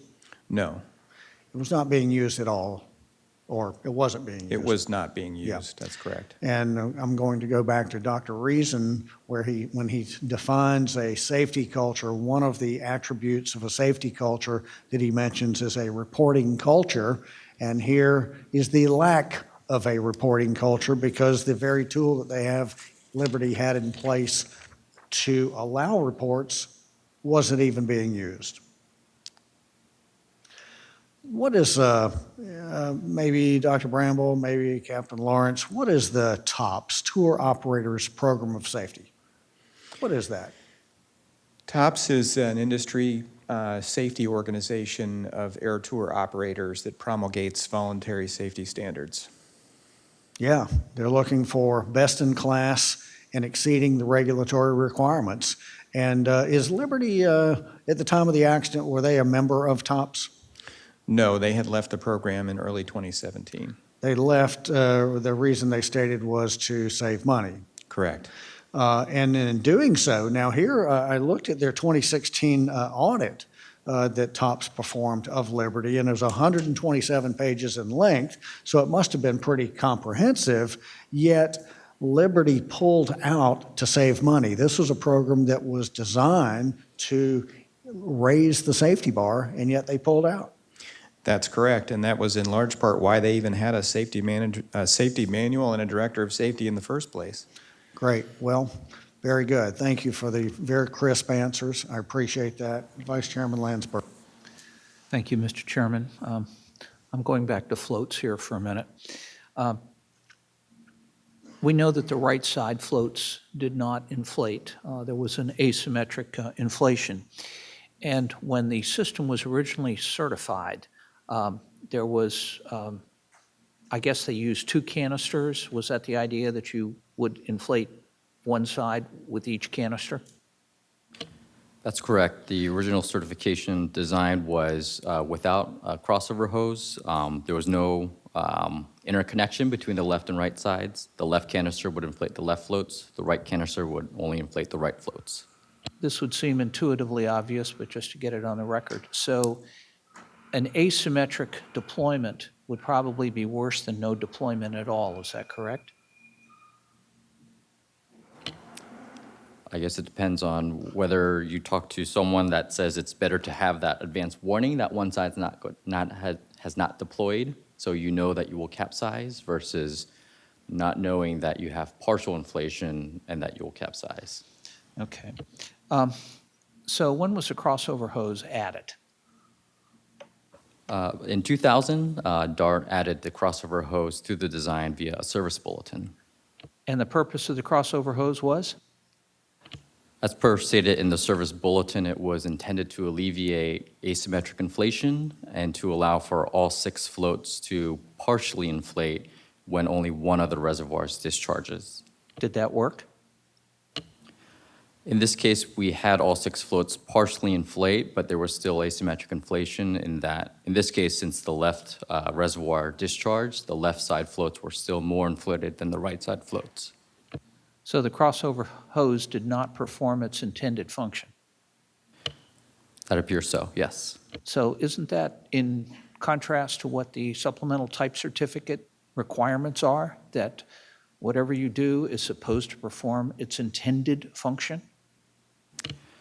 In this case, the float system itself's intended function is to keep the helicopter upright and afloat in an emergency landing on the water or ditching. And the intended design is for both cylinders to activate to fully inflate the floats. Okay. So, But we've seen some cases where that hasn't happened. correct, in this case, the one cylinder or one reservoir discharged, the crossover hose inflated the right side floats, but not enough. And based on the investigation testing, you need both cylinders to fully inflate the floats. Even with one cylinder discharging, you will not have enough buoyancy to keep it upright. So it's not performing its intended function. The crossover is not. Would you say that the FAA's oversight and review of these emergency flotation systems is adequate? During the investigation, we did not have access to enough of the certification data to assess the rigor of testing done during the assessment of the system. So while we did identify the lack of pull force limitations, we couldn't assess why that information was absent. Well, going forward, what should the FAA do to ensure that similar installations do not have such deficiencies? I mean, it clearly, this accident is a study in Murphy's Law. Pretty much everything that could go wrong did. And the idea was that the floats would be there in case something happened with the aircraft engine, and you could be able to land on the water and people would have a reasonable opportunity to get out. That didn't work. So what should the FAA be doing here to address this? Because I'm sure a lot of helicopter operators are depending upon these systems as the backup in case something else goes wrong. In this investigation, since we determined that there was high pull forces on the activation handle on this particular design, we have proposed a recommendation for the board to consider for the FAA to review the activation systems of other helicopter emergency flotation systems to ensure they don't have the same issues and deficiencies we found in this investigation. Okay, thank you. Thank you, Vice Chairman Landsberg and Member Hamady. I guess Dr. Bramble, and if I'm wrong, let me know. Would the average consumer know the risks involved with these flights? I don't believe so. I don't believe they would have been aware of the specific risks that were involved in this case. So on the photo that you provided at the beginning of the video, the source there was one of the witnesses who was on another helicopter flight out of the same terminal, same operation entirely that day. And he had said He described walking into Fly Nyon's gleaming new terminal in New Jersey with its bar for parties and corporate events, a room with virtual reality gear for flight demonstrations, and a command center with monitors on the wall showing maps of the city and lots of workstations lined up in rows beneath them. Though hokey, such glossy presentations do indeed inspire confidence. And so people walking off the street, you and me, just maybe we would know more because of what we do, but anybody else would not know the risks involved generally. So that's where my concern is. So then I want to turn really quickly to then how they're regulated. So back to you, Mr. Lawrence. And I do want to thank you very much for a very detailed operational factors group chairman's report, because I was able to follow all the footnotes and everything else, because there's a lot there for how these are regulated. So thank you for providing all that information. It's helpful.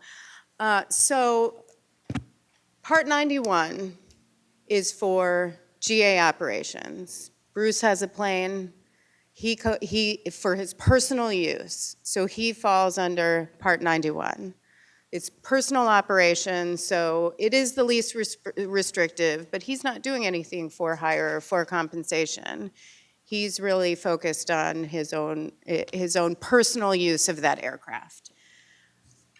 This operation is under Part 91, and it has a letter of authorization, an LOA, and so the requirements are you have to operate under around a 25-mile radius, and the letter of authorization, it doesn't really have a lot of restrictions. It's really who's the operator, what's the principal business address or mailing address, the name of the person responsible for management, the name of the person responsible for aircraft maintenance, the type of aircraft, registration, make, model, and what is your anti-drug and alcohol misuse prevention program, and that's it, correct? There are also 136 requirements. There are, but the 136 is not a whole lot. Correct. What we are on record as stating that these operations, air tours, because this is an air tour, should be under what? Our 1995 SIR recommendations were for them to be under 135, all of these air tours. All of these air tours should be under 135. They're air tours, and they are not for personal use. They are transporting passengers for compensation or hire, correct? And therefore, they should be under stricter regulations, Part 135. And in fact, what we state, because at the time, we closed that what? That recommendation. It was closed unacceptable action. Closed unacceptable. Because the FAA at the time, and we have letters going back and forth between us and the FAA, which we state specifically for Part 91 air tour operations, the new letter of authorization, because at the time we said it should be under 135, FAA came back in a rulemaking and said, no, we're not going to do that. We're going to say they're under 91 with an LOA with 136, which is exactly what they're operating now, right? So we stated at the time, Part 91 air tour operations, the new letter of authorization and Part 136 requirements do not provide for mandatory FAA oversight, nor does the final rule incorporate for all air tour operations the recommended initial and recurrent pilot training programs, maintenance policies and procedures, flight scheduling that fosters adequate breaks in flight periods, or operations specifications that address management, procedures, route specifications, and altitude restrictions. We continue to believe that a regulation specific to commercial air tour operations that establishes safety standards in the areas recommended is needed and would allow FAA inspectors responsible for air tour operators to focus on the daily safety requirements unique to those operations. So we said 91 plus an LOA plus 136 is unacceptable, right? They should be under 135. That's what we said. That was with the recommendation back in 95, right? And we closed it unacceptable because that's not what they did. They allowed for 91 with an LOA with 136, which is exactly what Fly Nyan is operating under today. 91 with an LOA with 136. So would you say that it's acceptable now for a commercial tour operator to be under 91, 136 with an LOA when we have been on record that it should be 135? Dana. I think looking at the facts of this accident. I'm not talking about the exemption. Well, I think the board is on record that we believe 135 as For- an operating regulation is the most safe or the most conservative for air tour. But noting that in this particular investigation, what we found is that they weren't even operating as a Part Right, 91 exactly. air They tour. weren't, but here's my concern, and I'll raise this later. My concern is, I don't want to wait for another accident. I don't want to wait for another accident then to come back again and say, you know what? We actually weren't okay with the current how Fly Nyan is operating under 91 with an LOA and a 136, because we have on record they should have been a 135. Yet we don't address that. They should have been a 135. FAA, it was closed unacceptable because the FAA didn't do it. We continue to see accidents. I went on an accident investigation. I was launched to a parachute operations accident in Hawaii in June. B-17. And there have been numerous accidents where these fall under exemption. So I am going to come back to this. I know I'm over my time. I'm sorry. Well, thank you, Member Humberdean. You raised a question in my mind, and Captain Lawrence, when Liberty would do air tour flights out of, and I mean literally air tour flights out of the lower Manhattan, East Manhattan, whatever it's called, the heliport that they used to conduct air tour flights out of on a regular basis. Under what rules were they operating then? 91 with an LOA or Part 135? It would depend on what the routing was, but typically those were 135 operations that they're. Yeah, so that's sort of interesting there. Here, the same operator, if they were doing advertising as air tour operators, they were operating under Part 135. But now they go over across the river, whatever river that would, the Hudson, and get over into New Jersey and operate under the banner of Fly Nyan. They're operating under a considerably lower level of regulatory standards. Did I capture that correctly? Accurate. Yeah, thank you. And thanks for setting up the question in my mind. So thank you. I want to go back to some of the safety culture related issues. And Dr. Bramble, how much support did the Liberty pilots receive when they voiced operational and safety concerns with Fly Nyan? I would say they didn't receive very consistent support from their high-level management. Every once in a while, the director of operations or chief pilot would step in and put their foot down over something like, we need a cold weather operations policy, but largely Liberty's top management was disengaged from day-to-day operations and the pilots' day-to-day safety concerns. When asked about Nyan management attitude towards managing safety, the Liberty safety officer said that when we had concerns, they were shut down.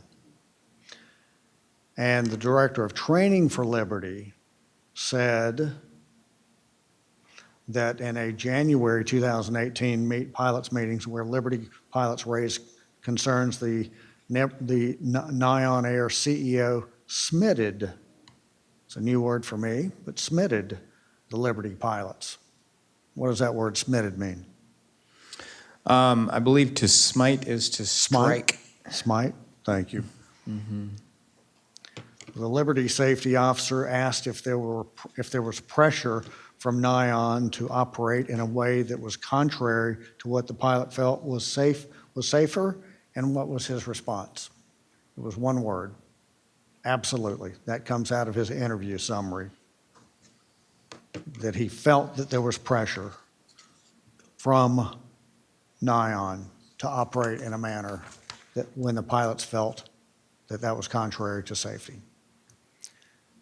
Remember, Hamidi talked about the cold weather operations. Remember, you're flying a helicopter without doors, so it's going to be cold, and the pilots would lose the feeling in their hands.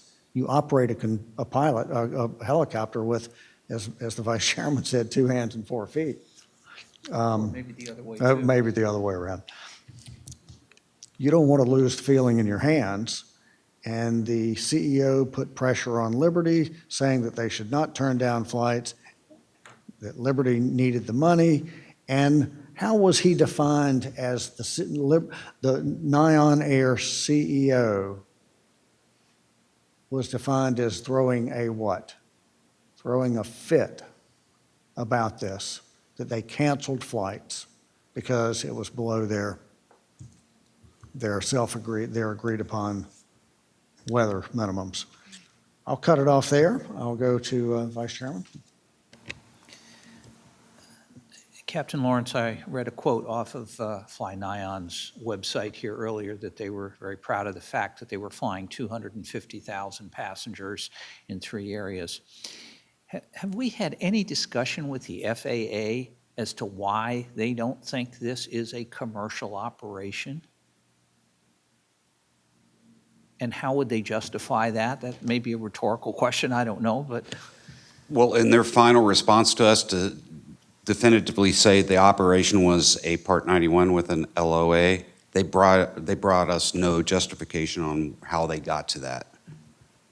They've flown 250,000 passengers, and it's not considered a passenger carrying operation? I'm confused. Okay. I want to talk just briefly. This is probably a somewhat sensitive topic, but I think well, before I get to that, Ms. Gibson, how long would it take somebody to get out of a submerged helicopter, assuming they weren't injured? Well, when helicopter accidents go in inverted, a level of disorientation and the effects of cold water immersion do set in. So it's hard to tell. Okay, so indeterminate, and we know that the U.S. military spends a huge amount of time and effort to train people with simulators to escape from helicopters without supplemental restraints, that they just have the regular situation. I mean, this just sounds like a potential for disaster right from the get-go without a little more training. Is that a reasonable statement, or is it not? Yes, it is. Describe what happens with cold water impairment. I'll defer that to Dr. McKay. So there's an initial shock, and typically people almost immediately hold their breath. But very quickly, hypothermia begins to set in, and fine motor movements may be impeded in water that was approximately 40 degrees. The water temperature was very cold. The ability to then manipulate the things that needed to be manipulated, both for the FAA restraints, but also for this tether, would have been very difficult to accomplish in water with that temperature. Okay, well, that goes to my Murphy's Law observation here that, we just have one thing after another, and nothing is working particularly well. And Ms. Gibson, I think you said with the tether, and then I'll leave it alone, is this thing was mounted behind, and they were either supposed to unscrew this locking carabiner, or barring that, being able to slice through with a knife. Am I understanding how this is supposed to work? Yeah, the 2 methods of egress that Nyon Air provided their passengers were that they were to unlock this locking carabiner that was on the D ring on the backs of their harnesses, which would be extremely difficult, if not near impossible, to do. or So to cut the pretty tether. obviously impossible to do. Correct. And FAA had nothing to say about this. Captain Lawrence? I'll defer to Ms. Gibson as far as the SBRS system. So the answer is they had nothing to say. Right, there was no oversight on those hazard harness systems. No further questions, Mr. Chairman. Thank you, Vice Chairman. Member Hamady. I don't know if it's worse that they had nothing to say or actually what they did say, which when they did finally go out to visit NION on October 31st, 2017, which this was the first time they had become aware of these operations. They took pictures, voiced concerns, and the statement was, it seemed like a very unorthodox situation. But then they never came back. They didn't do anything. They decided it was okay, and then didn't even seek legal interpretation like we could have. So let me ask you, before this accident, did Liberty ever operate doors off? According to their chief pilot, it was very rare in the past and was always with the occupants and their FAA restraints, not with a supplemental system. Correct. And in fact, it was like 15 years earlier during a boat race, they said. So most of the people who are now there weren't there at that time, 15 years ago when they did this during a boat race. When they decided to do these harnesses with tethers, it was anchored in at certain points in the back. It was the bottom of the seats, and in the front, for the front passenger, it was on the floor. What are those anchors usually used for in these Airbus helicopters? I can answer this one. The seat belts on this particular Not the seat belts, the anchors for the on the cabin floor, that the tethers were anchored typically to. for cargo. Cargo. So did NION or Liberty ever do a test of using these workplace harnesses with tethers to see if it would work with the configuration of the aircraft and actually preventing a fall? Did they ever do any testing of their anchored tether system? No, they did not. No. And who developed this safety harness system? NION, right? And how were they developed? So the harness tether system that NION Air used was developed by NION Air, and they took in consideration company pilots' input, as well as they had company personnel that had extensive experience in the film industry. Well, and there was somebody outside the company that they used at the time, somebody that they worked with on production of movie production, film production, photography, to get that person's input. Did we interview that person? Would that person be interviewed? We did not interview him. No, because they didn't. Were there any aviation safety experts actually consulted in development of these harness tether systems? No. No. Are there OSHA regulations for how workers are trained for using these fall protection harnesses? There are OSHA requirements, yes. But they don't apply here because these are for workplace hazards for people who use them in workplaces, and they have training. So oil workers who fly over water to get to rigs are trained on how to use harnesses. People who use them to maybe conduct work off of bridges, say a rail bridge over water, would be trained on how to use them by OSHA regulations. That's correct. So somebody off the street was just expected to know how to use this and then get out of it.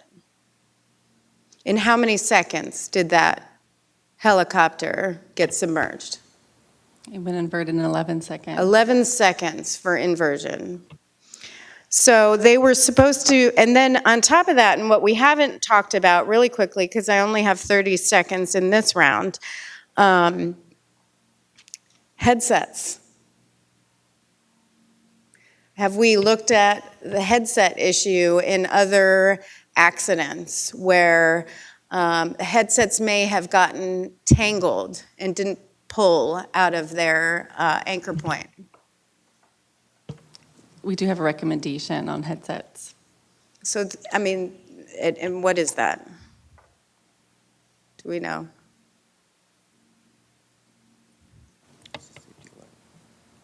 I'll defer to that safety alert. I'm not sure at the moment, but I can get back to you on that. Okay, that's fine. I mean, we have a headset recommendation because we're concerned about entanglement. And so you have headsets, you've got the, this cutter, which was really for seatbelts. It wasn't for these tethers. You've got the safety harness issue, and I know we said in the video, and I do want to make very clear here, that the front passenger, we said in the video, was leaning back and pulled the tether pulled the fuel off lever. That passenger didn't do anything wrong, because they were doing exactly what they were supposed to be doing on that flight and why they went on that flight, which was to take pictures, leaning back for shoe selfies, which is exactly how Fly Nyan marketed it, correct? I just want to be very clear on that. That's correct. Okay. Okay, I'm gonna come back on other things. Thank you, Member Hamady. While we're talking about the tether, as I recall, if I were to be seated on, say, the far, in the back, on the bench, say I was seating outboard on the left, my tether would actually be secured behind the person next to me. Is that correct? If you were seated on the outboard seat, your tether was connected to the hard point on the opposite seat of the other outboard side of the helicopter. Way over there. So, Way over there. So here's a tether that's going from back here. Actually, it's anchored in behind my shoulder blades, which I can't even reach, and it's way behind the vice chairman over there. So, and it's pretty tight to begin with because it's to keep me from falling out of the helicopter. So when I turn to try and cut it, what happens to the tightness, the tautness of that tether? It becomes taut. So I'm trying to turn, but it's tight. Yes. I think it was very tragically ironic what the pilot said in the pre-flight briefing. He said to the passengers, "You're tethered in, you're not going anywhere." I think that's tragically ironic. I do want to talk about the pilot performance. Within 2 seconds, he initiated an auto-rotative descent. He attempted to relight the engine as he was descending in an auto-rotation. He went to shut off the fuel shut-off lever, but that's when he discovered that it had actually already been shut off, and then he slammed it back down to try and open the valve again, then go back to try to relight the engine. He did activate the floats. He had a lot going on in that less than a minute. And I was frankly impressed that he got that much done under a very, very high stress situation. Now, we did talk about the flotation handle was not pulled back as far as it could be. But let's talk about that. This handle is 32 degrees offset to the right. Now, if you're going to get the greatest anthropometric strength, you would pull something straight back. Now you're trying to hold the cyclic with one hand, as if it's designed that way, rotate your hand this way, 32 degrees, and grab this handle. And by the way, it's not like a bike handle where it's just right there. It was a pretty good reach. So, in fact, I don't see how a person could actually keep the cyclic in in the hand. Well, and that's why they use two hands. That's right. I do want to ask a question.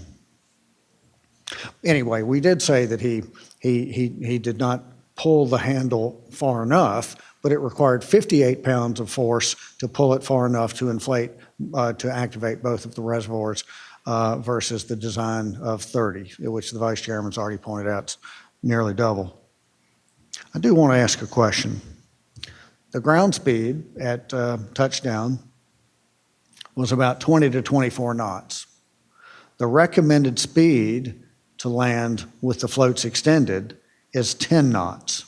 Is there any indication at all that the higher speed may have defeated the inflation system? We didn't see evidence of damage on the floats that would have precluded full inflation at the higher speed. Okay, so in other words, the higher speed that didn't cause the floats to rupture or anything like that? That's correct. Okay, thank you. Mr. Chairman, just one clarification on the pull force. So 58 pounds was insufficient to get both to activate, and it wasn't until greater force that was unmeasured was applied that in testing we were able to get it to activate. Wow. So it was more than twice the design strength. How much can a person squeeze like that? So there is human engineering data on this from the Air Force, and a 5th percentile adult male can exert a momentary force of 59 pounds and a sustained force of 35 pounds. And that's assuming ideal ergonomics with a handle that's close together and in line. Yeah. It's probably less than that in this scenario. Yeah, because you agree that having it 32 degrees offset even decreases the strength of somebody to be able to pull it accurately. Thank you. Member Hamady.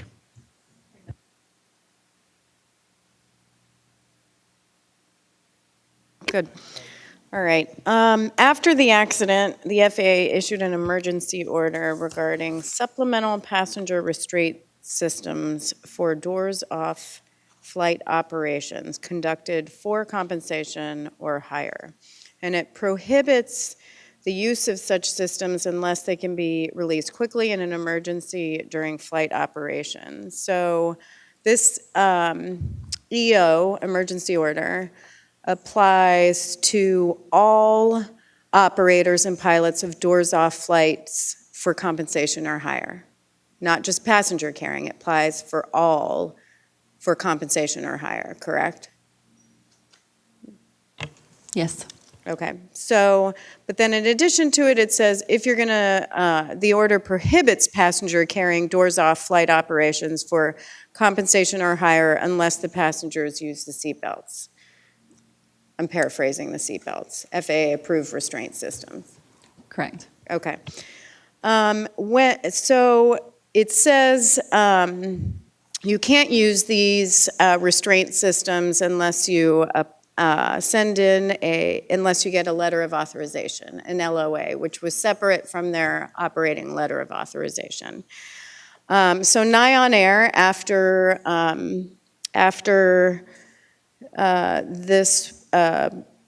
the accident and after the EO, submitted for a letter of authorization, correct? And it included a 7-second video of their new harness system, which they say is quick release, correct? Correct. Did the FAA view the video, or did they go to their operations, look at the harnesses? Do you know? It is my understanding that no. They look No, at they didn't. the submission package that the operator submitted only. The 7-second video. The video. And That's what they looked at to approve the LOA, was the 7-second video that's currently being used. And the information that is provided in the Which was pretty application. limited. Correct.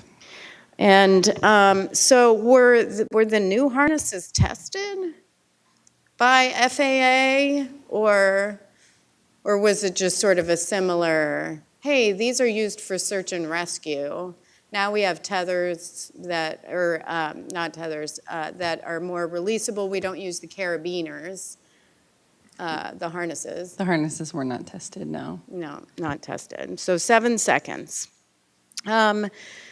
Are there, it does though say that everyone has to maintain wearing their FAA authorized restraints, which are the seatbelts. So for the middle backpack passengers, I guess they'd be considered seat position 2 and 3. So they are now no longer unclipping their seatbelts and then coming down onto they're not rotating out or any of that, right? No, they're It's not. just doors off operations and they have the harness. So I'm trying to figure out if there's no testing and FAA looked at a 7-second video and this helicopter inverted in 11 seconds, how it's any safer that you now have a harness that you have to quick release. You have a FAA restraint, a seatbelt that you have to quick release, and then you have to get over the headset, which we have said can possibly cause entanglement, and then get out after no testing.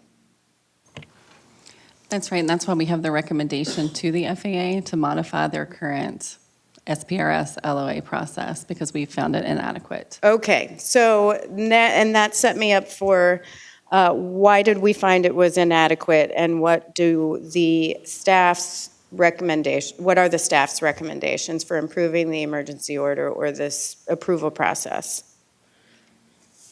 We found it inadequate because it didn't look at certain things that we felt like that it should. One being the need for the SPRS, as well as the intent behind it. It didn't look at specific aircraft installation in the aircraft that they may be using this SPRS in, or multiple aircrafts, and where the installation of this SPRS would be. They did not look at the operational environment of the SPRS. Multiple people perhaps using these SPRS systems, looking at things like the headset cords and other entanglement issues. I'm going to come back to that. Just out of curiosity, how much longer do you want to go? Why don't you just finish that out, and then I'll ask. I've just got a few too. And so what makes us think FAA is going to implement those recommendations? Because I got to tell you, we've issued a lot of recommendations to the FAA. One we just heard about that was in 1995 that would have put this operation under more stringent requirements that they rejected. So what makes us think FAA is going to implement these?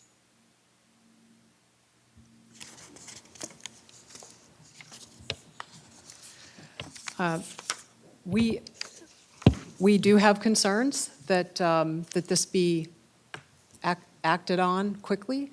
In fact, that's why we are also recommending that until it's done, that this be stopped, that these operations with passengers, paying passengers, be stopped with the SPRS. So we are concerned that there needs to be a much higher standard for how these restraints are actually evaluated and validated to be safe. And I have to tell you, before this board meeting, the FAA came in to meet with me, and it was a good meeting. It was good meeting the people there involved with investigations. But there was a comment in that meeting that made me pause by the FAA, which said, at some point, we really need to start talking about, and we are going to start talking about, passenger responsibility when it comes to these operations. I mean, you assume, and we just talked about, you assume as passengers that these are under these operations are under a high level of scrutiny, that there are safety measures put in place, that the FAA required some sort of testing of harnesses, that it's perfectly safe to have doors off operations from people just walking off the street. And yet the FAA's focus in our conversation was, well, we really have to look at, the responsibility of passengers to just say no. I was really disappointed. I mean, that's saying it lightly. So that's my concern. Thank you. Thank you, Member Hamady. You know, we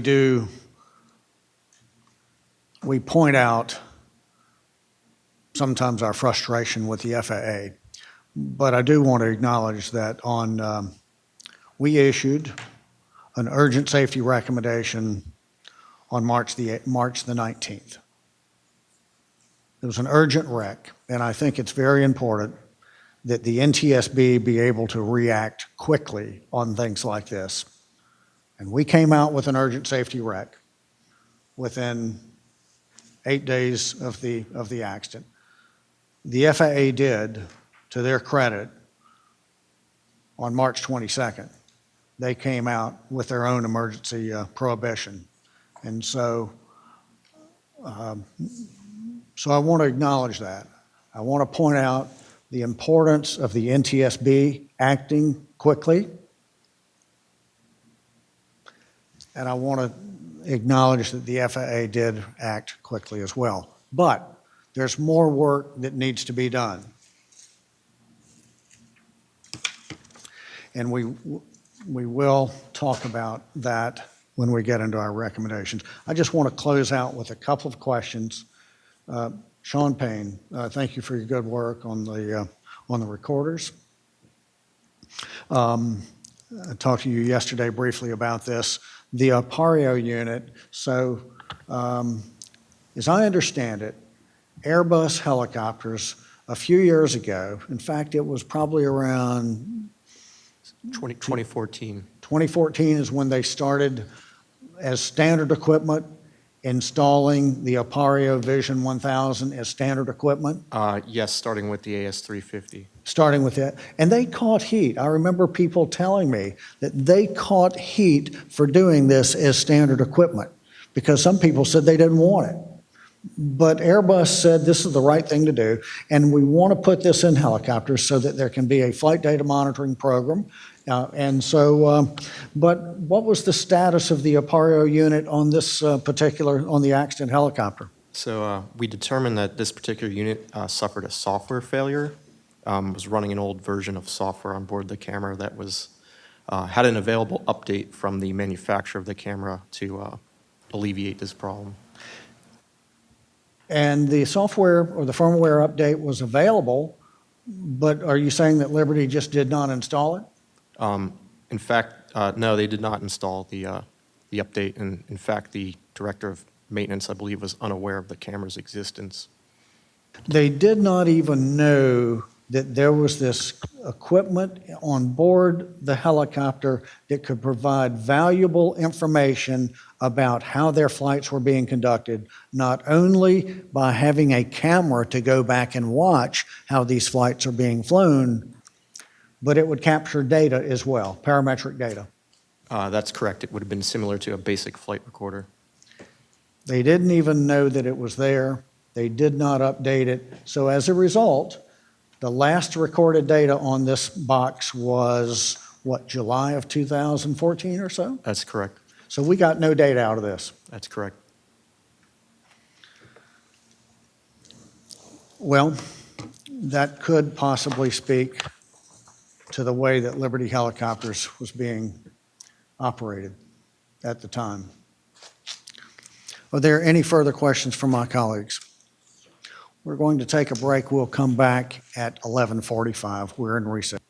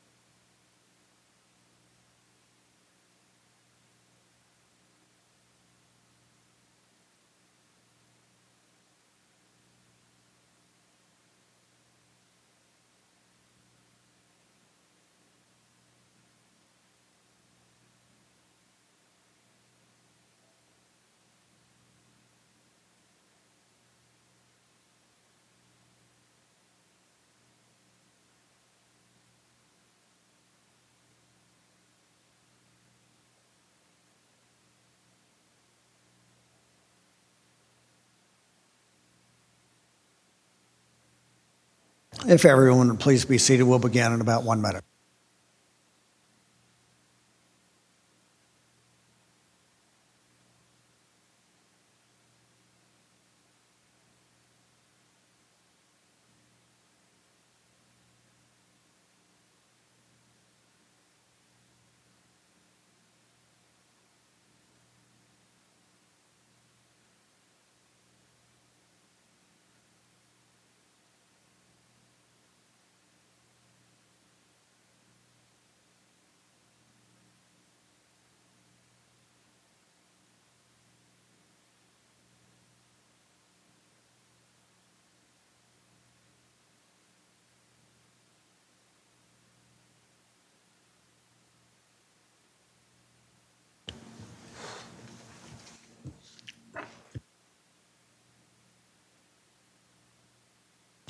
We're back in session.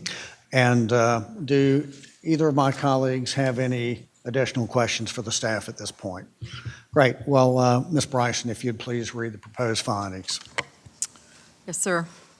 As a result of this investigation, staff proposes 20 findings. Number one, none of the following were factors in this accident. One, the pilot's qualifications, which were in accordance with federal regulations and company requirements. Number two, pilot fatigue or medical conditions. And number three, the airworthiness of the helicopter. Finding number two, the tail of the front passenger's tether caught on the fuel shutoff lever, or the FSOL, during the flight, which resulted in the inadvertent activation of the FSOL interruption of fuel flow to the engine and loss of engine power.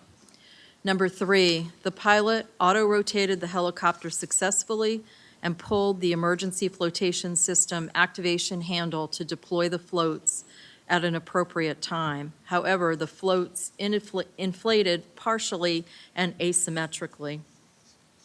Liberty Helicopters, Inc. and Nyan Air's decision to use locking carabiners and ineffective cutting tools as the primary means for passengers to rapidly release from the harness tether system was inappropriate and unsafe. Number five, the helicopter's landing was survivable.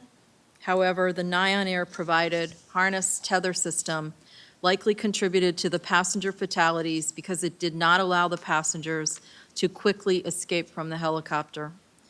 Finding number six, the Federal Aviation Administration, or FAA, approval process for supplemental passenger restraint systems, SPRS, that was implemented after the accident is inadequate because it does not provide guidance to inspectors to evaluate any aircraft-specific installations or the potential for entanglement that passengers may encounter during emergency egress.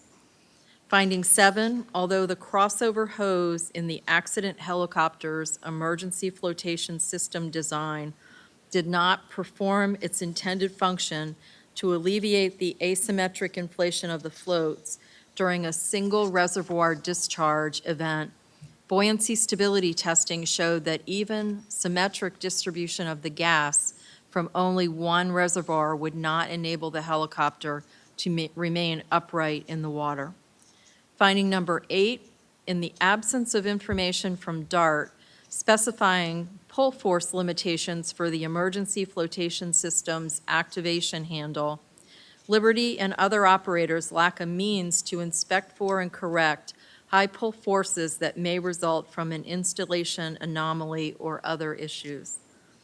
Finding number nine, although the accident pilot was aware that each gas reservoir may not discharge simultaneously, the high forces required to pull the activation handle, along with the oral and visual cues following a single reservoir discharge, led the pilot to mistakenly believe that he had successfully pulled the handle fully aft to fully inflate the floats.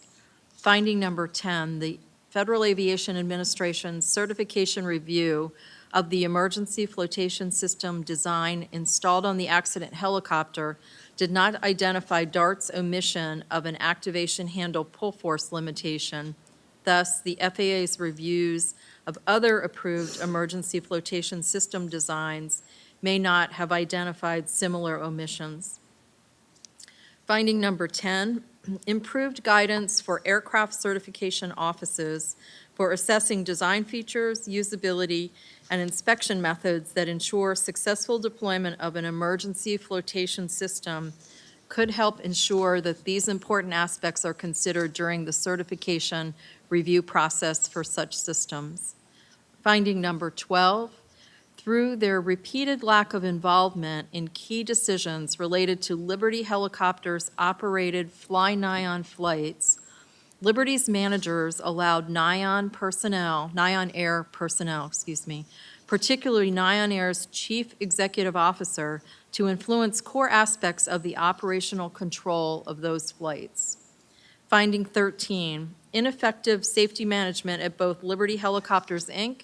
and Nyan Air resulted in a lack of prioritization and mitigation of foreseeable risks.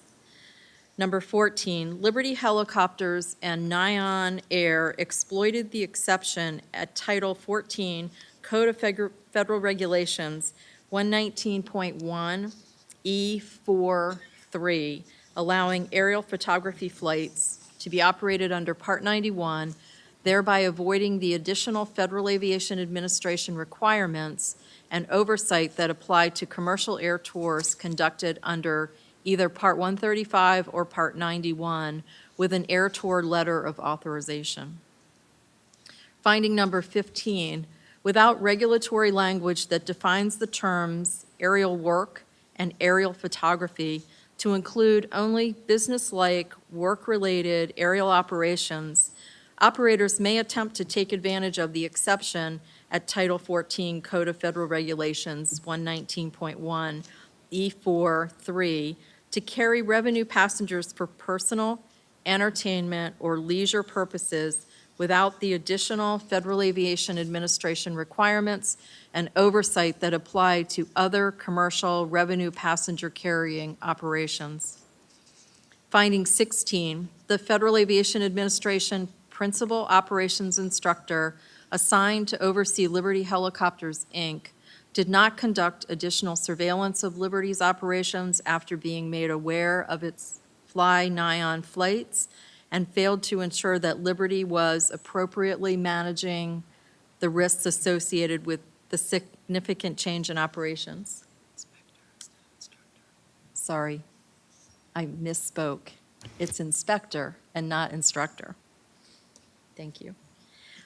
Finding number 17, because the Federal Aviation Administration continues to allow passenger revenue operations to be conducted under Title 14 Code of Federal Regulations, Part 91, some of which, like the fly-Nyan flight operations, transport thousands of passengers annually, the FAA must provide inspectors with sufficient guidance to pursue more comprehensive oversight with regard to potential hazards they observe and to ensure that operators sufficiently mitigate risks. Finding 18. Although the certification basis for the accident helicopter's fuel shutoff lever did not require protection from inadvertent activation due to external influences, a design modification that includes such protection could enhance safety more effectively than continued reliance on operational measures.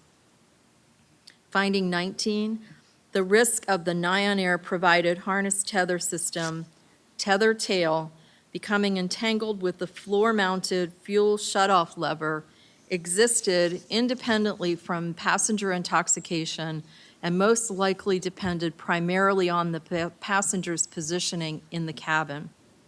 And number 20, when passengers are seated in close proximity to an aircraft's controls, it is critical that they not be impaired to reduce the likelihood of interference with the pilot's ability to safely fly the aircraft.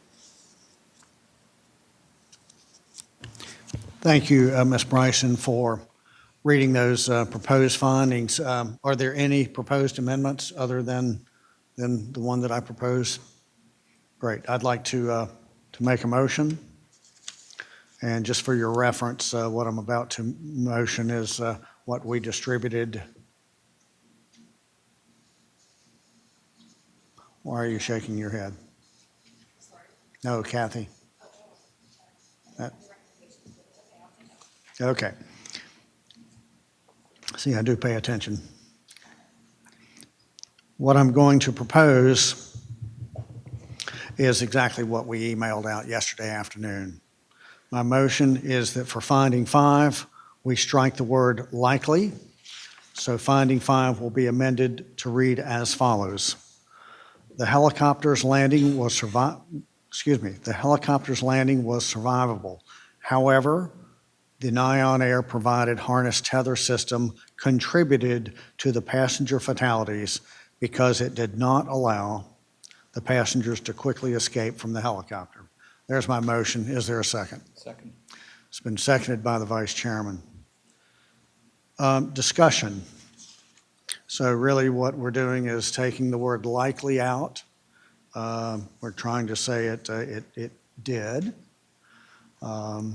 There's no doubt in my mind that a contraption like this that was rigged up by Fly Nyon impeded the ability of the passengers to escape and to live. I think staff does not necessarily agree with that, and I'd be glad to hear their thoughts. But before we go there, do my colleagues have comments? Ms. Schultz, I'd love to hear your views. Sure, thank you, Chairman. The views of staff. Thank you. Thank you. The investigation team is using the evidence that we have before us to draw these conclusions to ensure they're fully supported. In this accident, we know from onboard video that 2 passengers still had their FAA restraints fastened when the helicopter submerged. What we don't know is whether they became unbuckled after that we could not establish on their own, or if that was through the rescue workers, the rescue or escape personnel. We also know from the onboard video that 2 other passengers in the back did not have their FAA-approved restraints on. And from the evidence that we have, we think it's likely that 1 or more of those may have been impeded from egress due to the SPRS, but we can't say that definitively based on the evidence we have, so. I do understand that, and I appreciate your views. And I do realize that the NTSB, if we're not 1,000% certain, no, if we're not absolutely certain, we do use the word likely. And I appreciate that. And I would also note that we have identified the issue that we'll talk about in a bit in the probable cause or proposed. So we're absolutely, I think, in agreement with the board that that was a significant factor in this accident. But it's making sure that the facts lead us where our conclusions. Thank you very much. Vice Chairman. You know, I think and I also appreciate our commitment to, as the factual basis, but I think the operative term for me is contributed. And that modifies the fact that this may not have been the sole source of their inability to exit, but it did contribute, and I think we've had ample discussion this morning that made that very clear. In my aviation experience, I've never come across any kind of system that functioned or malfunctioned like this one would. So for that reason, I think the contributing factor of contributing makes this a better way to go. Thank you. Any further comments from staff? The only thing I would add in regard to the contribution is that I think we've identified in the draft report that there are many other factors that were likely involved, not the least of which is the cold shock from the water. So what we can't say is that if they had not been wearing the harnesses definitively, we cannot say that they still would have survived. They would have been able to egress. So that's why from a statement of contributing, we still have some concerns that we just don't have the evidence to take us there, but certainly respect the board's thoughts on that. Thank you. Any further comments? Okay, it's been moved and seconded, no further discussion to amend the finding 5 as read and seconded. There's no further discussion. All in favor of adopting that amendment, please signal with a hand and say aye. All opposed, signal with a hand and say nay. And there are none. The finding number 5 has been amended unanimously. Before we take a motion to adopt the findings, now that they've been amended, I do have a question that I think we need to clarify. Clarify to the audience, clarify to me. So finding 6, we say the FAA, their approval process for the supplemental passenger restraint system that was implemented after the accident was inadequate because it did not provide adequate guidance to the inspectors to evaluate aircraft-specific installations, and then it goes on from there. What I'm concerned about is the appearance of moving the goalpost. We closed our urgent recommendation in June or July of that year because they did what we asked them to do. Are we in fact moving the goalpost? We said something was satisfactory, now we're not. So I think it's important that we air that, and so let's talk about that. Thank you, Chairman. I think we closed that recommendation at the time based on what the FAA indicated they were going to do. What we have seen implemented is not consistent with what we believed they were going to do. Okay. Well, thanks. And I voted for that to close it. I thought they acted, but usually we don't. We're very cautious about closing recs. We don't close until we've actually seen the proof in the pudding. Right, and I'll ask Nate to respond as well if I get this incorrect, but I think with urgent recommendations, because of that classification, there's an expectation that it's going to be closed at a certain level of action. And so I think that in that case, we closed it because that's what they said they were going to do. They issued literally an emergency order, which is what we asked for. But what they said they were going to do in implementing that order is what comes next in the course of, Okay. So. Well, thanks. I just, I don't want to be accused of, we're accused of a lot of things, and I just want to make sure we're not moving the goalpost. I mean, we did close it acceptably, but I appreciate your answer there. Thank you. And Mr. Hoyt, I don't think we need an explanation. I have nothing more to add. Okay, thank you. So, do we have a motion to adopt the findings as amended? It's been moved by the Vice Chairman, seconded by Member Hamady. Any discussion? Seeing none, all in favor of adopting the findings as amended, please signal with a hand and say aye. Opposed? There are opposed. Please signal.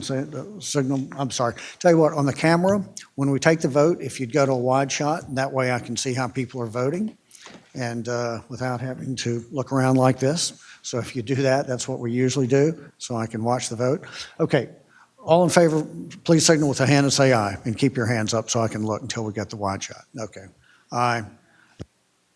Opposed? There are none. The motion to adopt the findings has been adopted unanimously. Thank you. Ms. Bryson, if you'd kindly read the proposed probable cause. Staff proposes the following probable cause. The NTSB determines that the probable cause of this accident was Liberty Helicopter's use of a Nyan Air provided passenger harness tether system, which caught and activated the floor-mounted engine fuel shutoff lever and resulted in the in-flight loss of engine power and the subsequent ditching.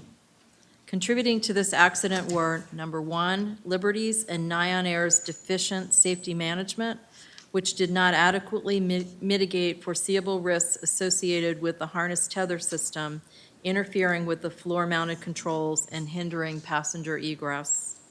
Number 2, Liberty allowing Nion Air to influence the operational control of Liberty's Fly Nion flights. And number 3, the Federal Aviation Administration's inadequate oversight of Title 14 Code of Federal Regulations, Part 91, Revenue Passenger Carrying Operations. Contributing to the severity of the accident were, number 1, Liberty and Nion Air's use of the harness tether system that hindered passenger egress, and number 2, the rapid capsizing of the helicopter due to partial inflation of the emergency flotation system. Thank you very much. Are there any amendments? I have one, and I'd like to make a motion. My motion is that we amend the probable cause. I will not, at this point, for the sake of reading it, offering my motion, I will not read the entire thing. This is the exact same thing that was emailed out last evening. So what my motion is to amend the contributing to the severity of the accident clause. So really, we're just inverting the order.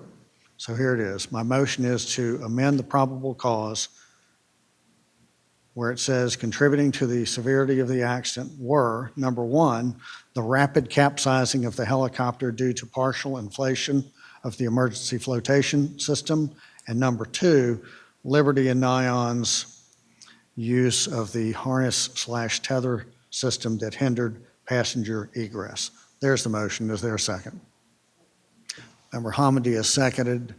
As far as discussion is concerned, I would propose that we make this amendment not necessarily to keep it in chronological order. Yes, it is chronological order. The rapid capsizing was due to the partial inflation of the emergency flotation system. Yes, it does keep this chronological, but my reasoning really is that if the floats inflated properly, the rotorcraft would not have inverted, and therefore the issue of the tether and harness would have been immaterial because the thing would not have turned over. So that is really the basis for why I would propose to is to reorder them. Discussion. Staff. Thank you, Chairman. We don't have any technical concerns with that, but one item of note is with regard to the float in the helicopter turning over. There are a lot of factors that control how quickly that happens, and I think that's the long-term goal. I don't know, Cheech, if there's anything to be added there, but I think I just want to clarify that fundamentally we agree with you, and I think it's a Thank you. Any other discussion? Okay, it's been moved and seconded. There's no further discussion on the probable cause amendment. And General Counsel, would you prefer that I read the entire thing from top to bottom? Okay. And I've already done that in my motion itself, so I think people understand the motion. And so it's been moved and seconded that we adopt the probable cause as amended. All in favor, please signal with a hand and say aye. Opposed, there are none. And so therefore, the probable cause has been adopted as amended. And Ms. Bryson, if you'd kindly read the proposed recommendation. As a result of this investigation, staff proposes 15 new safety recommendations. To the Federal Aviation Administration, number 1, modify the Supplemental Passenger Restraint System, SPRS, approval process to, number 1, require letter of authorization, LOA, applicants to specify a need for and the intended use of an SPRS for each aircraft. Number 2, require the Federal Aviation Administration to evaluate and review for each specified aircraft all SPRS design, manufacture, installation, and operational conditions, including, at a minimum, the potential for passengers to become entangled during emergency egress, the adequacy of passenger emergency egress briefings, and the potential for the SPRS to interfere with aircraft controls. And number 3, ensure that each LOA lists the specific aircraft on which the holder is authorized to use the SPRS. Number 2, until you implement the Supplemental Passenger Restraint System, or SPRS, approval process is recommended in the Safety Recommendation Number 1, prohibit the use of SPRS for passenger-carrying doors-off operations. Number 3, review the activation system designs of Federal Aviation Administration-approved rotorcraft emergency flotation systems for deficiencies that may preclude their deployment, their proper deployment, such as a lack of a means to identify high pull forces on manual activation handles or inadequate guidance on the intended use of the activation system, and require corrective actions based on the review findings. Number 4, revise miscellaneous guidance 10 in advisory circular, or AC 27 and AC 29, to include design objectives for emergency flotation systems that consider human factors design objectives such as activation handle pull force characteristics, provisions for clear, unambiguous, and positive feedback to pilots to indicate that the float system was successfully deployed, and inspections to ensure that an installation of a manual activation system does not preclude a pilot's ability to deploy the floats as designed after it has been fielded. Number 5, require all commercial air tour operators, regardless of their operating rule, to implement a safety management system. Number 6, revise Title 14 Code of Federal Regulations 1.1, general definitions, to include definitions for the terms aerial work and aerial photography that specify only business-like, work-related aerial operations as originally intended. Number 7, revise Order 8900.1, Flight Standards Information Management System, to include guidance for inspectors who oversee Title 14 Code of Federal Regulations, or CFR, Part 91 operations conducted under any of the 14 CFR 119.1E exceptions to identify potential hazards and ensure that operators are appropriately managing the associated risks. Number 8, after the actions requested in Safety Recommendation 10 are completed, require owners and operators of existing AS350 series helicopters to incorporate the changes. Number 9, develop guidance on how to identify intoxicated or impaired passengers and distribute it to operators who carry passengers for hire under Title 14 Code of Federal Regulation, Part 91 and Part 135. To Airbus, recommendation number 10, modify the floor-mounted fuel shutoff lever in AS350 series helicopters to protect it from inadvertent activation due to external forces or external influences. To the European Union Aviation Safety Agency, number 11, after the actions requested in Safety Recommendation 10 are completed, require owners and operators of existing AS350 series helicopters to incorporate the changes. To Liberty Helicopters, Inc., Recommendation 12, establish a safety management system. Number 13, train your employees to identify signs of impairment and intoxication in passengers and to deny those passengers boarding when appropriate.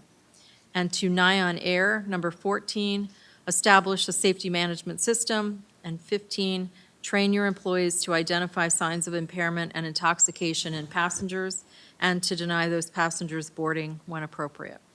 Okay, thank you very much. I believe we have several amendments for the recommendations. Vice Chairman, to clarify, you have no amendment, I believe, no proposed amendment. So I recognize Member Hamady. Thank you. Yes, I have an amendment to recommendation 1 and 2. The amendment would strike recommendation 2, redesignate number 1 as number 2, and amend number 1, which is now number 2, as follows. For all other operators and pilots of doors-off flights. Can I interrupt for just a moment? Since we're, okay, so one, what you're saying is add number 1.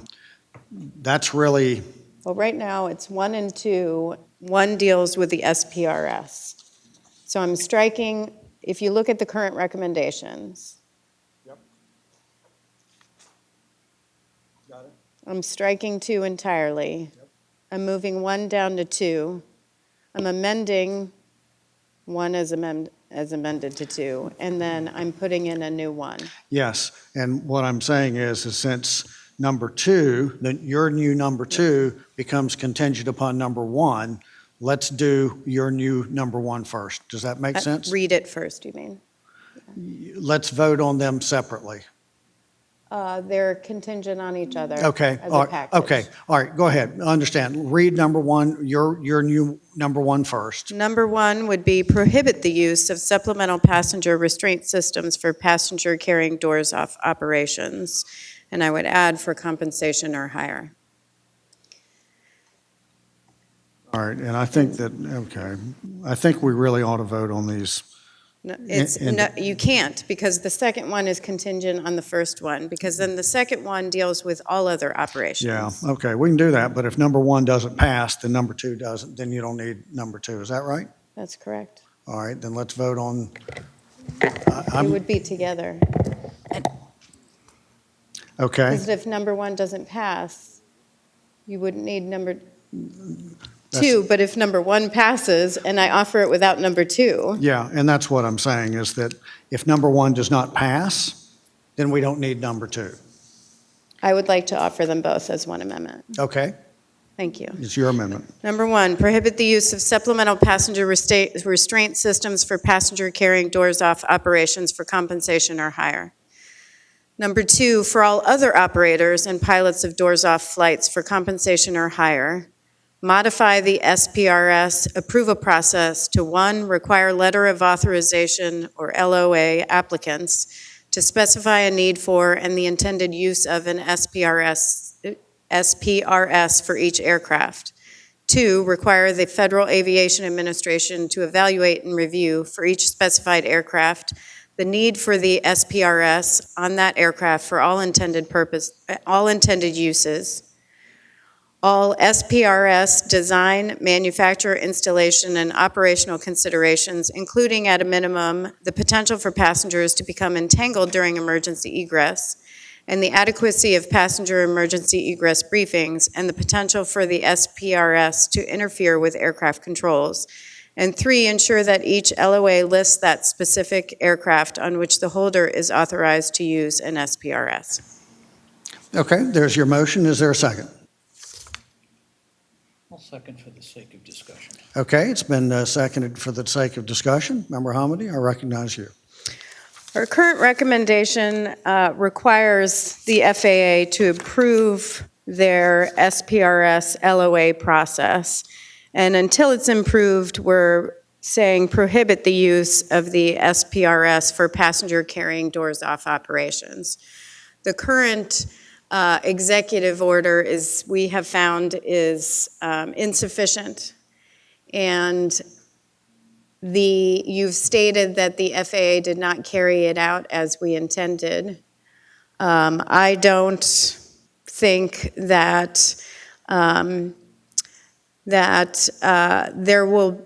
I believe that their current review is not adequate from a 7-second video, and I know that you're intending something more than that. I don't have the faith that they will do that. I don't think that these supplemental restraint systems should be used in passenger carrying operations. And so that is the intent of my amendment, and happy to have that discussion. Thanks. I just want to clarify what you added. Let's see, in addition to what you provided for number 1, at the end of it, you're saying adding what for commercial operations? Is that what For you're? compensation or higher. Okay, for compensation. All right, let me write. All right. Okay, so put this in plain English. Don't read the whole thing, just tell me what your desired outcome is.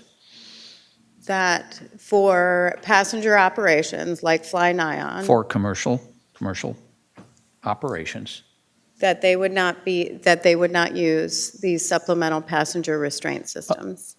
at all, or unless they're approved? Prohibited from using them. And that everybody else outside of the passenger carrying operations would go through the LOA process. Including restricted to commercial operations, or is that everybody?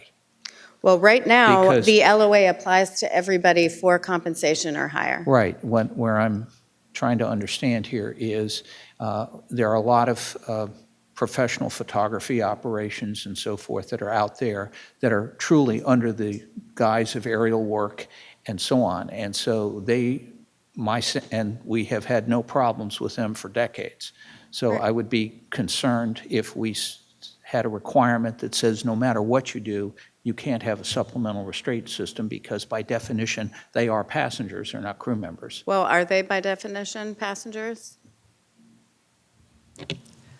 I'd ask Captain Lawrence to comment, but I believe in that aerial photography example, they would likely be considered crew members if they're part of, but Dave?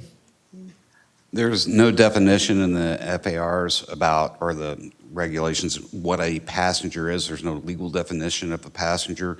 Typically in work-related operations, they define these, the certificate operator defines them as essential personnel to the operation of the flight. And those are the ones that are typically for work-related operations. So I'm just thinking here of aerial photography, air-to-air, that kind of thing, where you take the doors off an aircraft or a helicopter, and that seems like it would, well, it's essential that you have a supplemental restraint system. And that has been operating, again, for decades without any major problem. So I want to be careful that we don't overreach here in putting in a requirement that somebody could misconstrue as this person is a passenger, therefore they have to go through all of this. So I would agree with your for compensation and higher as it fits under what we're discussing here. I would have some difficulty if we went broader than that, because then it starts to interfere with some other operations that are being run in a far more responsible manner than what we've seen here, with people who are trained and know what they're doing. Well, I agree with you on those other operations, which is why I've amended the SPRS approval process for everyone else who's not passenger carrying operations. And if we have to include non-essential personnel as passenger carrying operations, then we can do that. So I asked the question, why for a doors-off operation do we have supplemental passenger restraints? It's to keep people from falling out of out. the airplane. Do they have FAA restraints? Does anybody else use these Yes. outside of them? Yes, and I think to the chairman's question, I mean, again, in aerial photography, I'm not talking All aerial right, photography, we're I'm gonna- talking let- passenger let- operations. Okay, one at a time. Yep. And run it, Okay. I'll recognize each of you, so. okay, so I'm not understanding here, I think, what you're getting to. So I'm going to shut up and go into listen mode here, and let's try this again. Fly nigh on. Passengers for hire operations. No question. Not aerial photography, surveying pipelines, crop dusting. Air-to-air types That's of things. different. Okay, good, got it.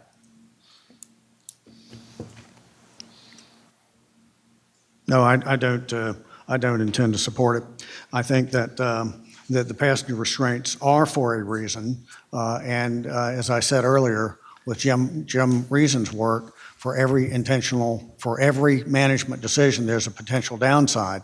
And I want to make sure, I don't mind supplemental passenger restraints as long as those risks are properly managed. And that's what our recommendation is basically calling for, is to properly manage those risks. If they're done right, I don't want somebody falling out of a helicopter, nor do I want somebody drowning.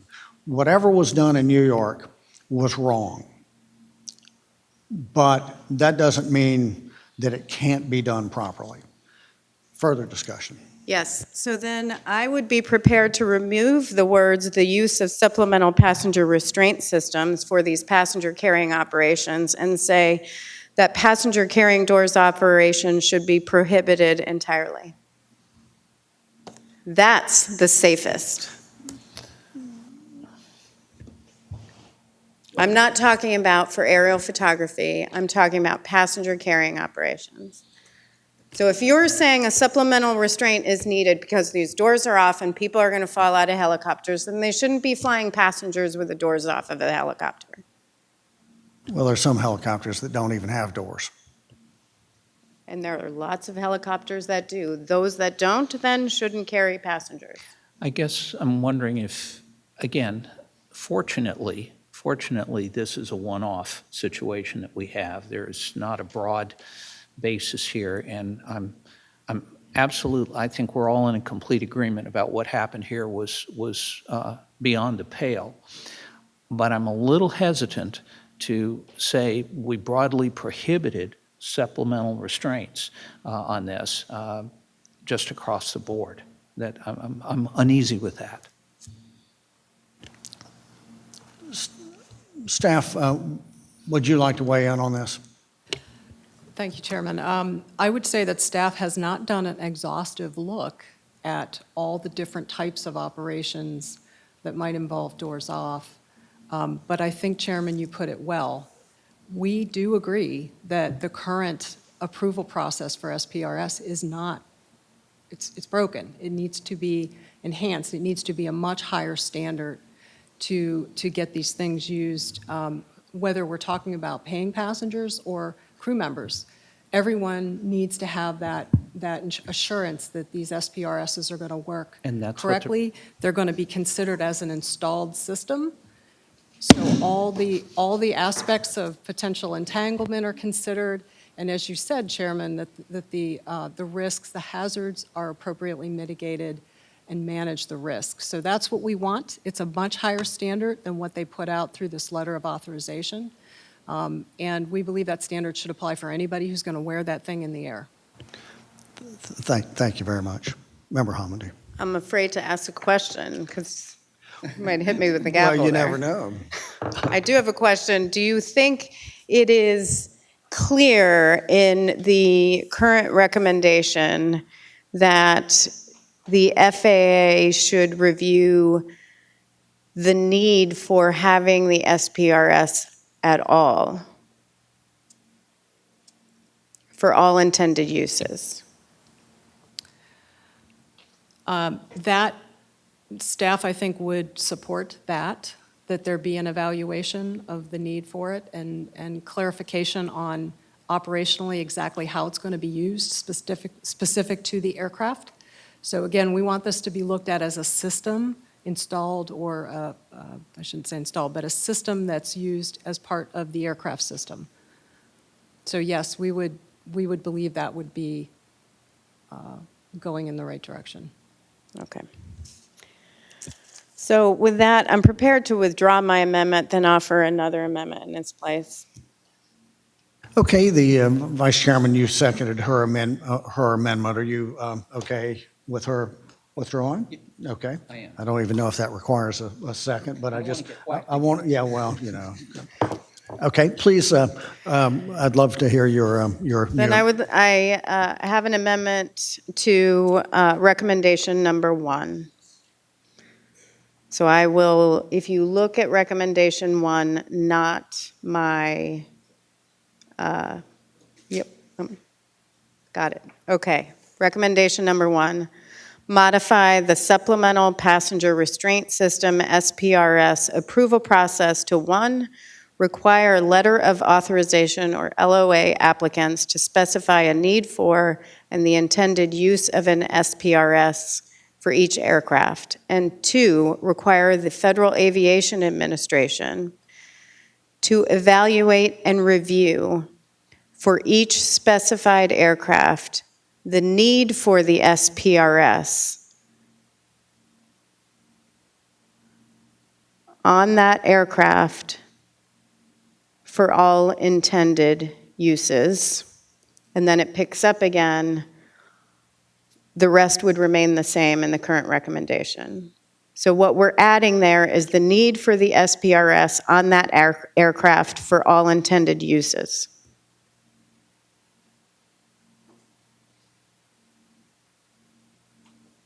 If you could give us just a second, please.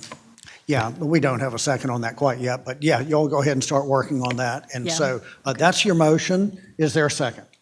Okay, it's been moved and seconded. We will sit here for a few minutes while staff hashes that out.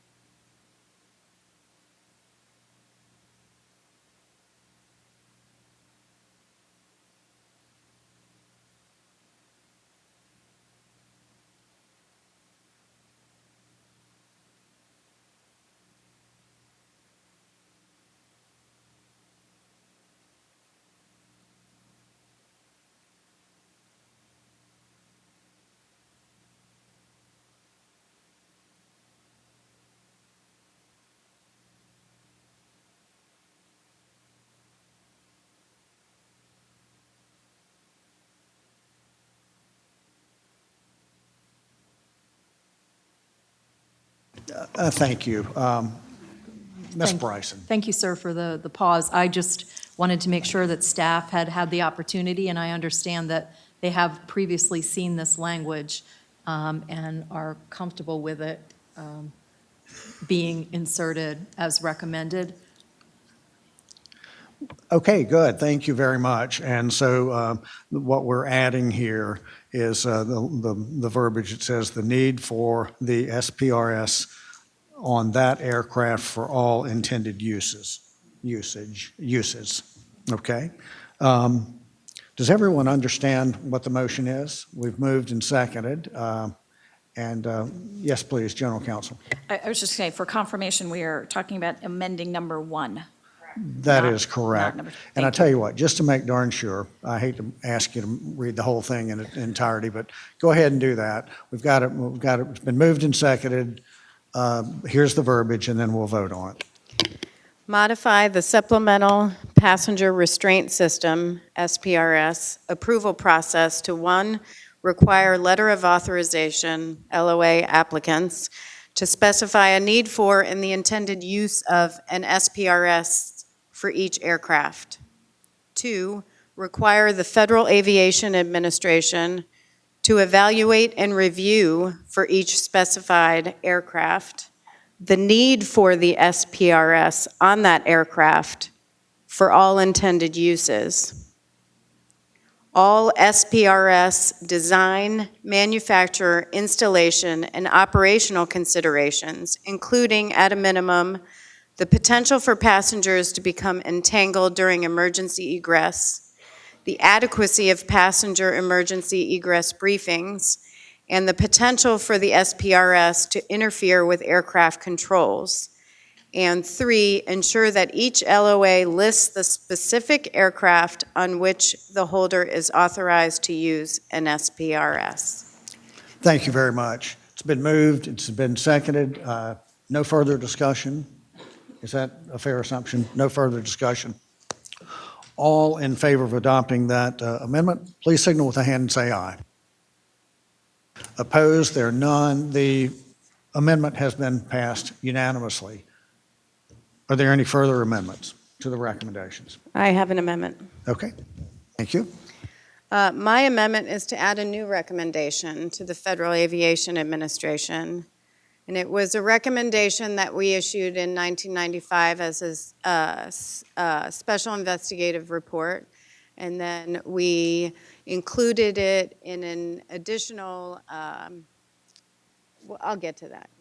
The new recommendation is develop and implement national standards within 14 CFR Part 135 or equivalent regulations for all air tour operations with powered airplanes and rotorcraft to bring them under one set of standards with operations specifications and eliminate the exception currently contained in 14 CFR Part 135.1. Thank you for your motion. Is there a second? Second for discussion. Seconded for discussion, so please. This was verbatim the recommendation we previously issued, and we were in discussion with the FAA and pushing them to implement through 2012.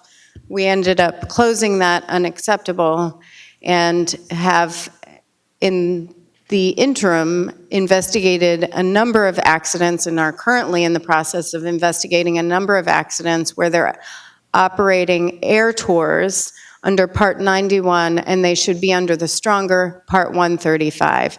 In this particular accident, they were operating under an egregious interpretation of current regulations. That there's no doubt about that. That was in our findings. However, they are now NION is operating under Part 91 with 136 and an LOA, which is exactly what the NTSB opposed in 2012 when we closed this recommendation unacceptable. So I don't want to have to come back and say, well, we weren't happy with really how they were operating under these sets of rules, and oops, they had an accident, and now we have to recommend stronger regulation. We have been consistently on record as one set of safety standards for passenger carrying operations, and in particular, air tours. So that's why I'm offering that. For passenger, for safety, or for compensation or higher, yes. This says air tour operations. No, I was just commenting that yeah, never mind. Vice Chairman. I'm going to show some ignorance here and maybe ask Captain Lawrence. Are these, on 135 passenger carrying, are they scaled relative to the type of operation so that, somebody who's operating a single-engine, four-place airplane, for example, versus somebody who's operating turbine equipment? Your equipment requirements are listed in 135. I don't have them on the top of my head right now, but there are equipment and seat passenger restrictions. But they are scalable. In Yes. other words, so when we say one size fits all, that isn't quite correct. I mean, because in some cases it wouldn't be possible. Right. When you get to a certain level of number of seats and such, you may be moving up to a 121 requirement or equipment requirement. Okay. I just want to make sure I'm understanding here where we're going. Well, the fact is that many, and I support the amendment, by the way, the fact is most air tour operators are probably operating under Part 135 anyway. Is that correct? I mean, we haven't surveyed the entire community, but I know that we've seen accidents with air tour operators, and they were operated under Part 135. So I have the feeling that many of them are. So why would they not? Why would we not want people operating to that higher level? I know that sounds contradictory to say we've investigated accidents with those, but they were due to various reasons. I think that I agree with Member Hamady that once you hang out a shingle and charge money and exchange money for goods and services, there needs to be a higher standard of care. I mean, from a legal perspective, there is a higher standard of care. But why is the FAA not requiring that higher standard of care? This is a trap here. that it's a loophole that we've pointed out that Nyon Air was operating under, clearly trying to not have the greater FAA oversight. That's why they were so cautious about avoiding terms like air tours and routes and things like that. And I think we need to take the hard line and say that, by George, if you're going to charge people to go up for an air tour, it will be conducted under Part 135. But how do we deal with this aerial exception situation again? How do we prevent that? Because they would still have that ability. Would they not? Mr. Lawrence? Yeah, if the board adopts the recommendations that stand right now as far as defining what aerial photography is to make sure that is business and work related, the exception would only apply to those business type of operations, aerial photography, legitimate operations like commercial and SAG work, and it would not include the passenger carrying that I think is what your amendment is targeting. Any further discussion? Okay, it's been moved and seconded to adopt the new recommendation as presented. All in favor, please signal with a hand and say aye.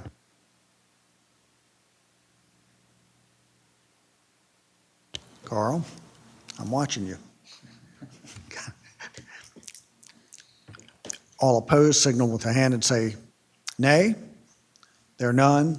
The new recommendation has been adopted unanimously. Are there any further amendments to any further recommendations? Okay, I'll entertain a motion to adopt the recommendations as revised. It's been moved by Vice Chairman, seconded by Member Hamady. Any discussion? Seeing none, all in favor of adopting the recommendations as amended, please signal with a hand and say aye. Opposed? There are none. The findings as amended have been adopted. The recommendations as amended have been adopted unanimously.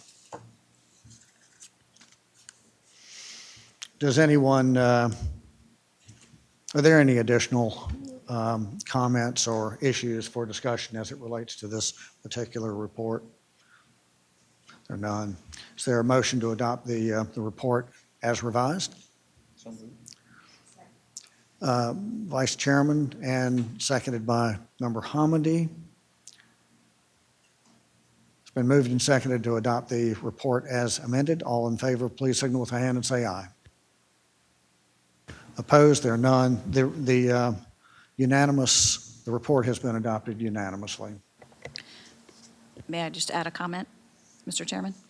For the report, we've now added a recommendation, so staff will update the report for the information that is necessary for that recommendation. And I appreciate that. And would it be the sense of the board that you would like to see that language circulated?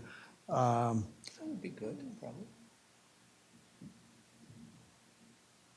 Okay, I tell you what we would like to do, we're adopting the report today, and what I'd like to do is, I think the sense of the board is that we'd like to see the additional language circulated for approval.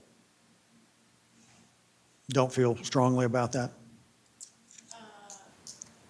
Yes, that'd be good. Okay, all right. The other option is that staff can make the enhancements, the additions to support the recommendations, and adopt as presented.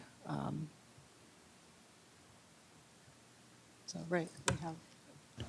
Sorry, I wasn't understanding your question. I was in the same thought process as Dana. That's what I thought that we were doing, is that you have, so are you reserving your vote on the report, or are you? No, we're not reserving the vote. We're voting on the final report today. But Dana, I didn't hear what you said. Ms. Bryson. Chairman, I think we need to circulate the report once the changes are made. There'll need to be additions to the report to support finding that then supports the recommendation. So it's not a pencil change in the report. So I think it's going to need to be circulated to the board just for one final look. Okay, Yeah, and I would ask GC to clarify that that is, Right, so it's appropriate, you may, again, the changes are supporting what you have voted for the amendment. So you may vote on the report in anticipation of those changes being made with your then review and obviously the editing process of those changes. So you Okay. may vote understanding that those changes are still going to be coming your way. and we will vote on those changes. Is that correct? Not usually. Okay, It's a coordination item then in PMA. okay. All right.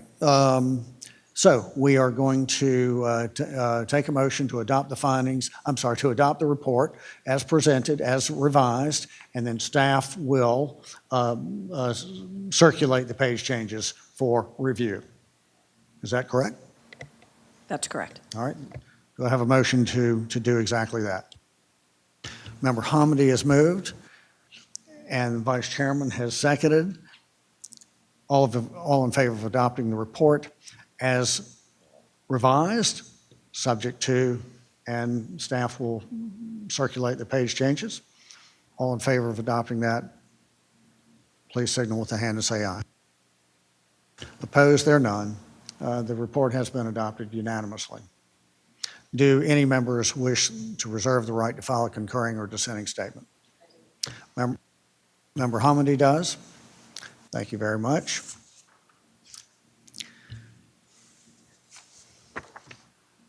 So in closing, thank you to my colleagues for your work going into the board meeting, your preparation, the good discussion, the good debate. And Todd Gunther, thank you for serving as investigator in charge on this. I always say nothing gets done around here without a team, and so special thanks to the program and the support staffs who make all of this possible.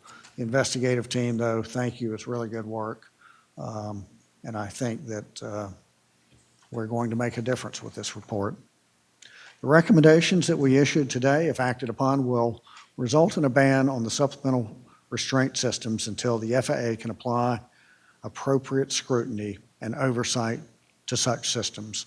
They will result in emergency flotation systems designed with human factors in mind, such that the pull force necessary to properly inflate them and the feedback the pilot receives when the floats are properly inflated. If acted upon, today's recommendations will result in definitions of aerial work and aerial photography to close the loophole and in safety management systems for all air tour operators. There's nothing like the experience of an air tour to see the location from a different perspective.